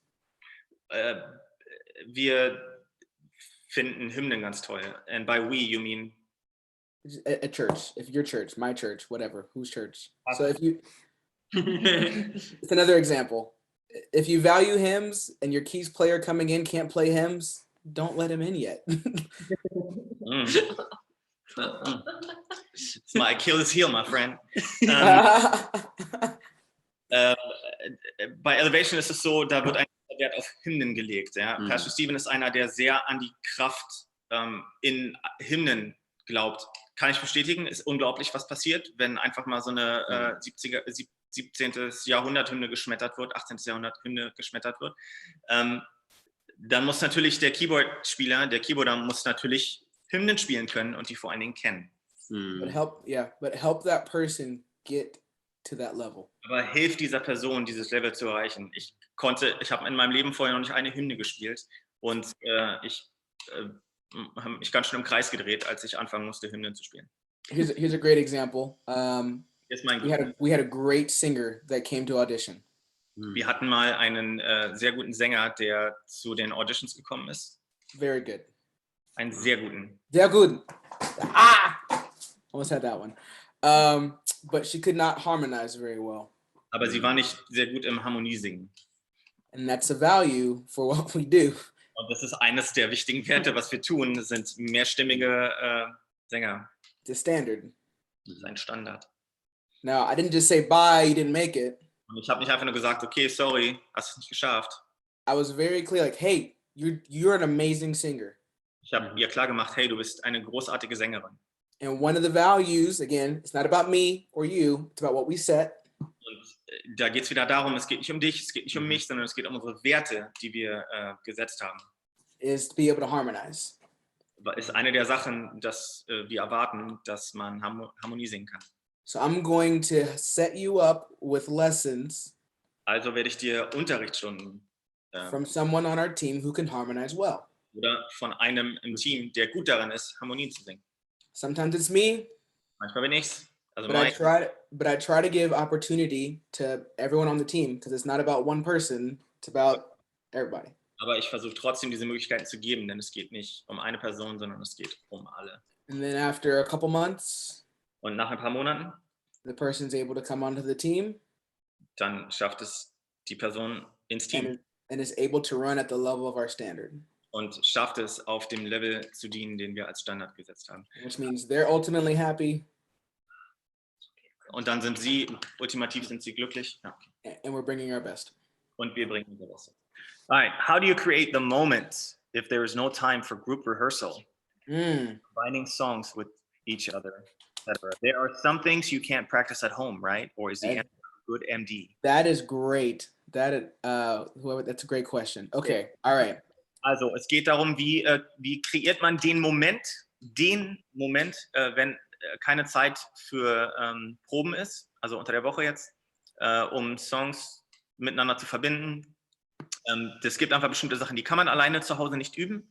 Oder ist die Antwort einfach ein guter MD? So one, yes, good MD. Also, Antwort 1, ja, du brauchst einen guten MD. But even outside of that, Aber selbst außerhalb davon you need to let your MD know that you want a moment. musst du deinen MD wissen lassen, dass du diesen Moment willst. Sometimes you plan it and you say, hey, after this song, let's just kind of just see what happens. Und manchmal planst du es und sagst, hey, nach diesem Song, lass uns einfach mal gucken, was passiert. And sometimes you're just like, we're going to do a moment here. Und manchmal sagst du einfach, hey, pass auf, wir machen hier einen Moment. So let them lead. Also lass sie das dann leiten. Lass den MD, let me give an example real quick. Lass einfach deinen MD das leiten. Idealerweise, vor allem nachdem du eine Weile zusammen gespielt hast, sind ja MD und der Worship-Leiter einfach verstehen sich ja blind miteinander. Und du merkst einfach, du kannst ja so einen Moment planen, aber wenn der Raum halt überhaupt nicht darauf reagiert, dann musst du halt auch lernen, wie die Indianer sagen, wenn dein Pferd tot ist, dann steig einfach ab. Und genauso muss man dann einfach merken, man versucht gerade eine Sache zu kreieren, die einfach nicht passiert und dann lässt man es halt. Oder du lässt einfach die Luft und sagst, hey, wir enden den Song und gucken einfach, was passiert. Und wenn du merkst, dass der Raum auf einmal anfängt, den Chorus nochmal zu singen, na, dann machst du genau das. Also es geht einfach darum, dass da kommen wir wieder zum Thema Qualität und Standard. Wenn du fähige Musiker hast, und das heißt nicht nur, ich bin gut in meinem Instrument, sondern ich bin auch gut darin, Atmosphären zu verstehen und zu lesen, den Raum zu lesen, dann passiert sowas einfach von ganz alleine. Another key thing is having signals to send your MD. Und eine andere wichtige Sache sind bestimmte Handsignale, die wir nutzen von den Worship-Leitern zu den MDs. Chorus. Chorus. Verse. Der Refrain. Bridge. Verse. Strophe. Bridge. Tag. Also wenn du quasi die gleiche Favorite one. nochmal Do it wiederholst. again. Do it again. That always means. Or just flow. Oder Just make some music. Just flow. Oder einfach den Moment kreieren, die Atmosphäre kreieren. Oh, Mark, remember that one time I don't know what song we were doing. Oh man, you led me into it. I don't even know what song it was. Ja, Mike erzählt gerade von einer Zeit, wo ich quasi den Moment kreiert habe quasi. Das ist ja das Schöne als MD, und im Keyboard hat man die Macht einfach zu sagen, okay, wenn ich das jetzt mache, dann passiert es halt auch. Und so war es halt immer ein Zwischenspiel zwischen uns beiden. Entweder habe ich auf Mike reagiert oder Mike hat auf mich reagiert. Yep. And typically, for the next question, typically the MD will wait for the worship leader. Is there a principle that the MD, is that the one you're talking about? Yeah. Die Frage ist es eine Regel, dass der MD darauf auf bestimmte Zeichen von dem Worship-Leiter wartet? Denn manchmal ist es so, dass der Worship-Leiter in dem Song bleiben will, aber der MD ruft quasi schon den nächsten Song. Yeah, so just say like, wait. I say good. Hey, wait. Also es gibt tatsächlich einfach die Möglichkeit, dass also man merkt, es wäre schon komisch, wenn der Worship-Leiter und der MD den Raum komplett verschieden lesen. Also das kommt eigentlich recht selten vor. Man merkt, dass eine bestimmte Atmosphäre in dem Raum herrscht, und da muss man schon ein ganz schöner Rüpel sein, wenn man einfach als MD dann sagt, ist mir völlig egal gerade, was die Leute machen, wir spielen jetzt den nächsten Song. Und insofern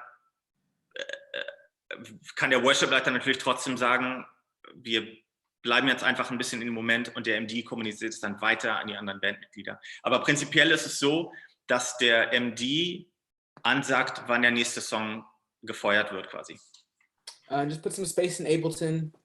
Und was wir häufig machen, ist, dass wir einfach nach den Songs einfach noch eine gewisse Pause lassen, damit der nächste einfach automatisch. Just say fire, and the drummer just hits the next song. Ja, und dann sagt der MD einfach Fire, und der Schlag den nächsten Song an. So if you can't practice, make sure your MD knows.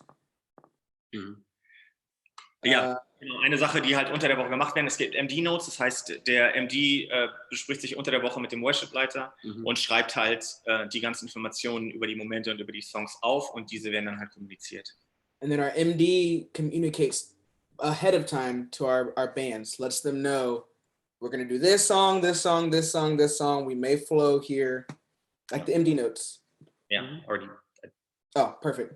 And then maybe find time to practice, just to have, just see what happens. Like, at the end of the service and everyone's gone, you can just stay for a couple minutes maybe and just try to practice if you can. Just like, hey, let's just see what happens. And everyone... Wir haben, also es gibt ja generell den 9:30 und dann den 11:30 und dann manchmal noch den 1:30 Uhr. Da hat man einfach die Zeit, den ersten Gottesdienst zu nehmen und zu sagen, hey, was ist davon ganz alleine passiert? Ja, und könnte halt dann darauf aufbauen in dem zweiten Gottesdienst. Cool. Ja.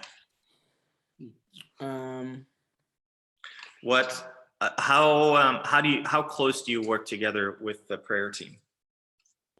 With the prayer, it's not super close.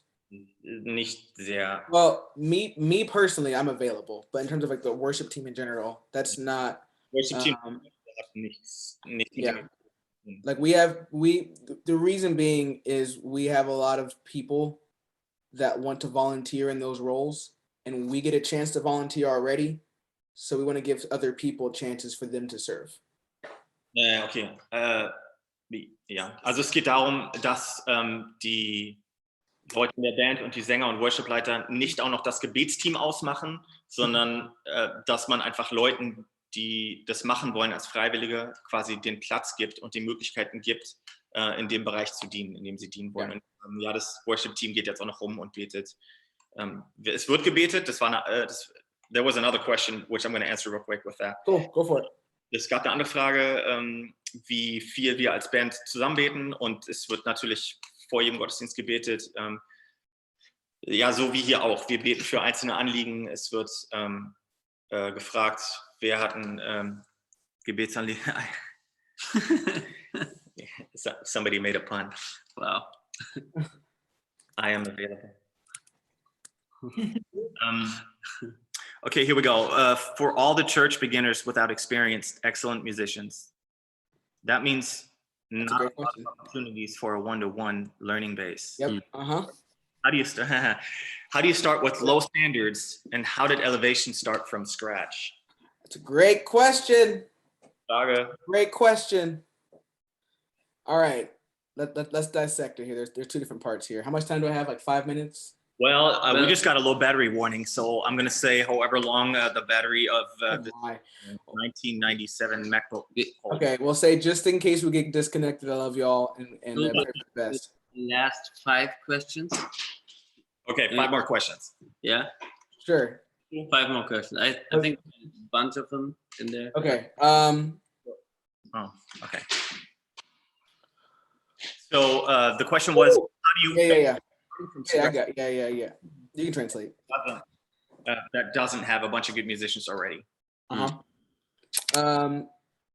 I would find them and I would learn from them. Also das Sinnvollste wäre natürlich einfach, die Guten zu suchen, die man hat, oder die Guten, die man kennt, und dann versucht von denen zu lernen. Deswegen, give me 1 minute, Mike.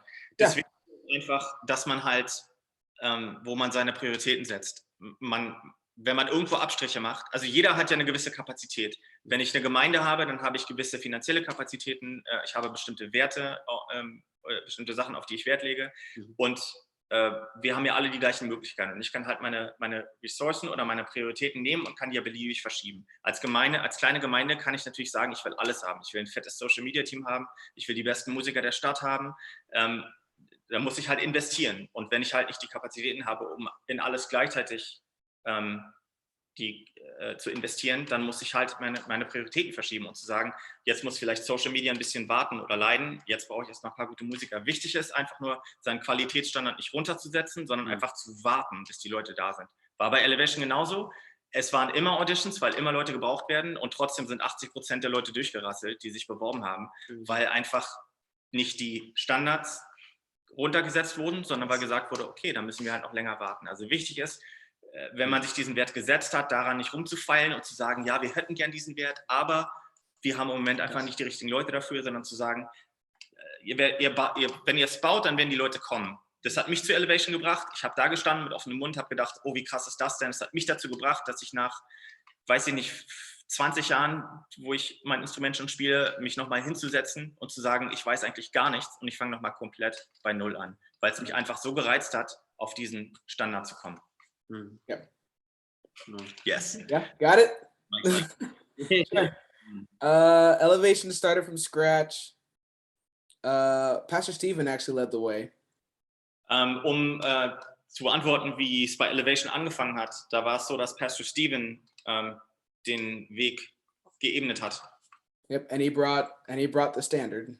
Und er hat diesen Standard gebracht. And sometimes that meant the same people playing every week. Und das hieß dann manchmal, dass die gleichen Leute jede Woche gespielt haben. And then eventually they decided to pay musicians to come in. So that kind of helped sped up the process. Und dann irgendwann haben sie damit angefangen, die Musiker zu bezahlen. And allow people to put in some extra work to get good at their craft and to come prepared on the weekends. Und haben Leute ermutigt, einfach mehr in ihr Talent zu investieren und am Wochenende vorbereitet zu sein. Actually, the very first electric guitar player Elevation Worship still plays. Der allererste Gitarrist, der bei Elevation Worship angefangen hat, ist heute noch im Team. Und, if I may say, he's not the best, he's not the worst. Yep. Not, Sure. right? Also, was ich sagen Well, will, it's more of like he would say that he's had to continue to get better, right? To stay in, because the standard of Elevation before. he continuously improved, so he wasn't. Also es geht darum, dass er heute, er war der erste Gitarrist, der angefangen hat, der allererste Gitarrist von Elevation Worship, und er spielt heute noch in den Teams. Und er ist einfach auch jemand, der sich extrem verändert hat über die Zeit und einfach einer derjenigen, die mitgewachsen sind und nicht irgendwann aufgegeben haben und gesagt haben, das ist mir alles zu anstrengend oder zu viel, sondern er hat immer weiter geübt und ist einfach mitgelaufen mit der Entwicklung. So cool. Und hat ein unglaubliches Herz. Yep. It's good. All right. I think that brings us down to 4 questions. Let me see.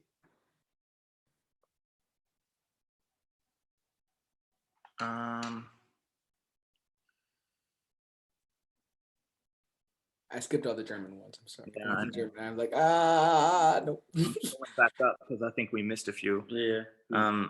Here's a bunch from ICF Munich. How often do you change the repertoire of your songs? It's pretty often. Yeah, I think Well, basically, we just don't go past a certain album date. Also es wird ziemlich oft durchmischt. Es gibt auch bestimmte Songs von den ersten Alben, die einfach nicht mehr gespielt werden, es sei denn, So if it starts to feel old, just get rid of it. wenn es anfängt, wenn du anfängst, einen Song zu spielen und die Gemeinde fängt an, die Augen zu verdrehen, dann weißt du, dass es Zeit ist, einen neuen Song anzufangen. Yep. Ja.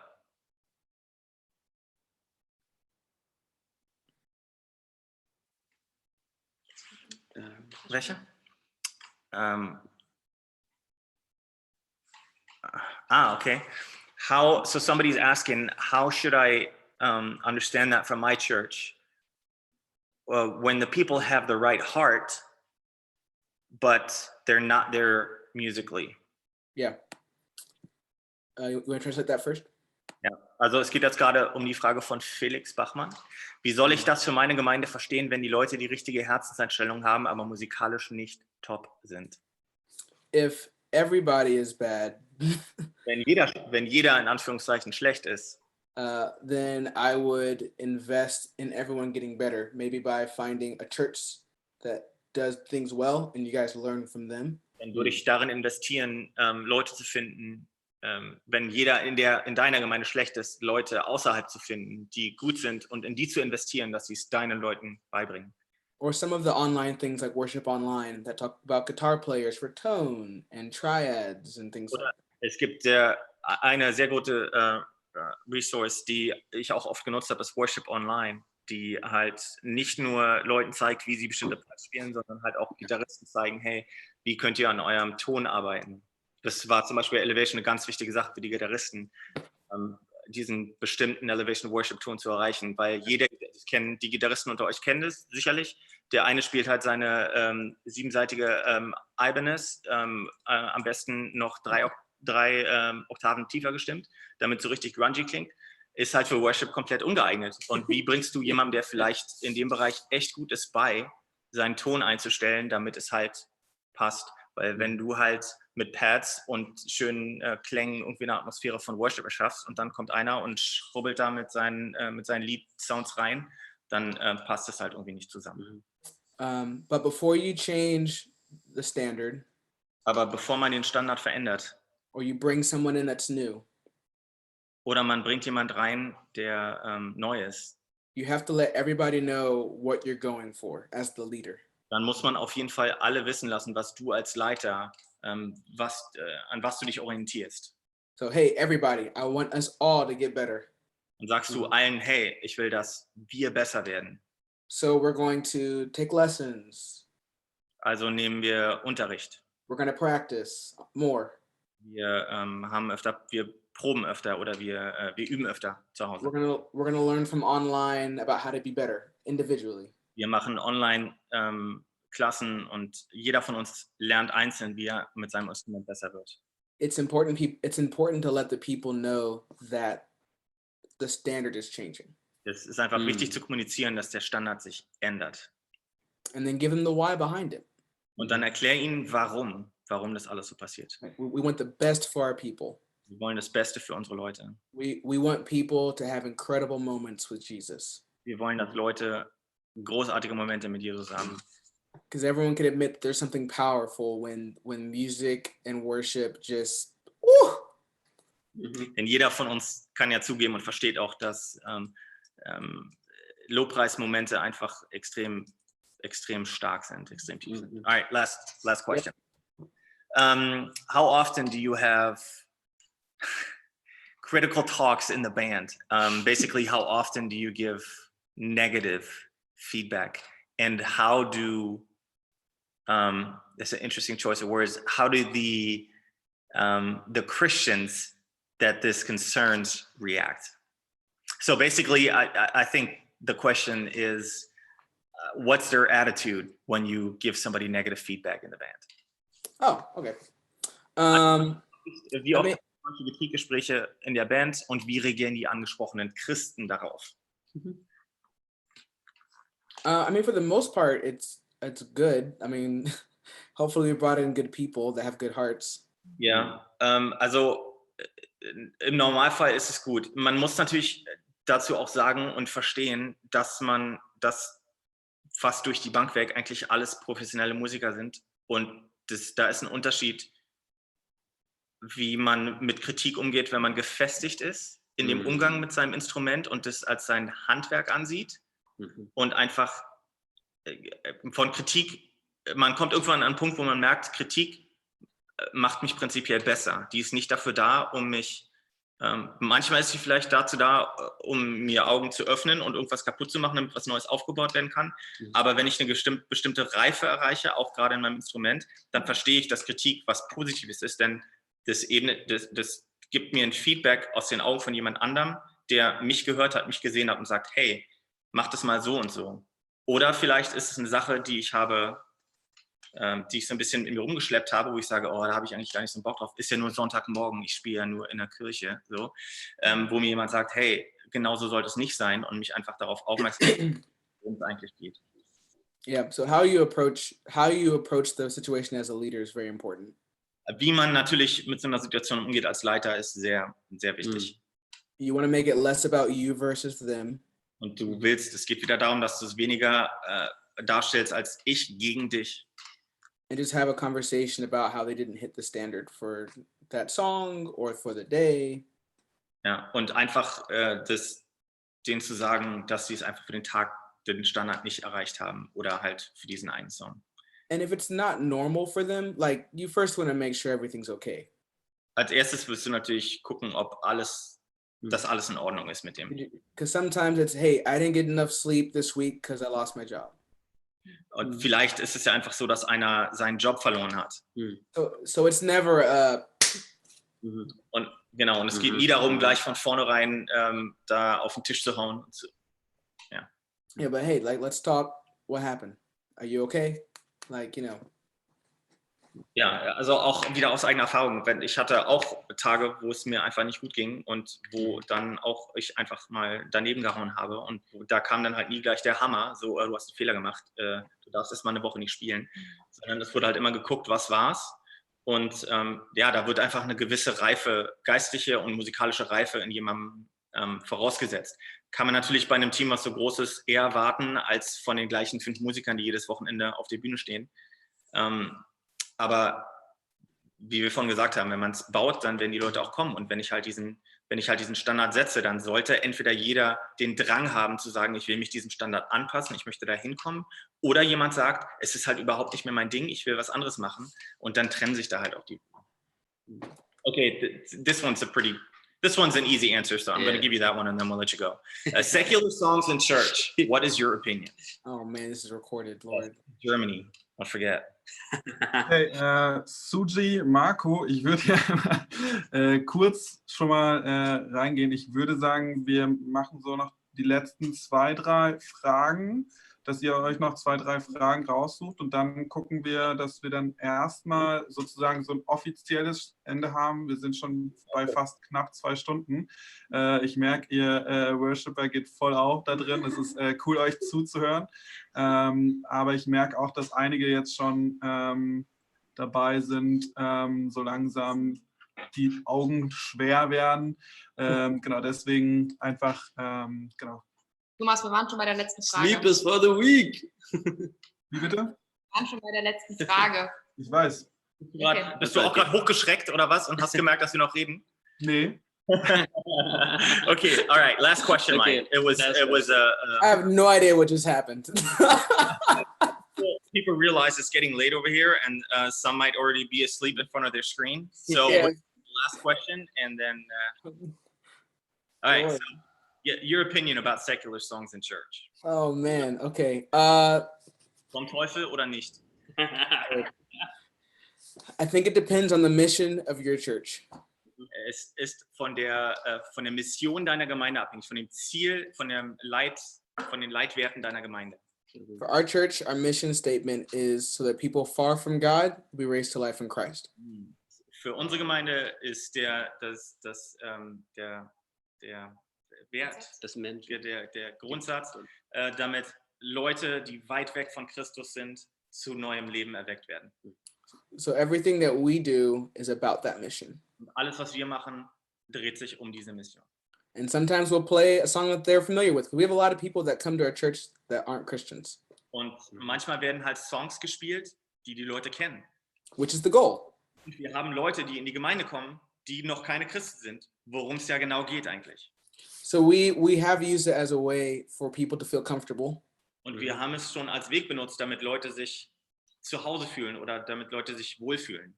In a new place, because a lot of people, especially in America, have a bad understanding of church.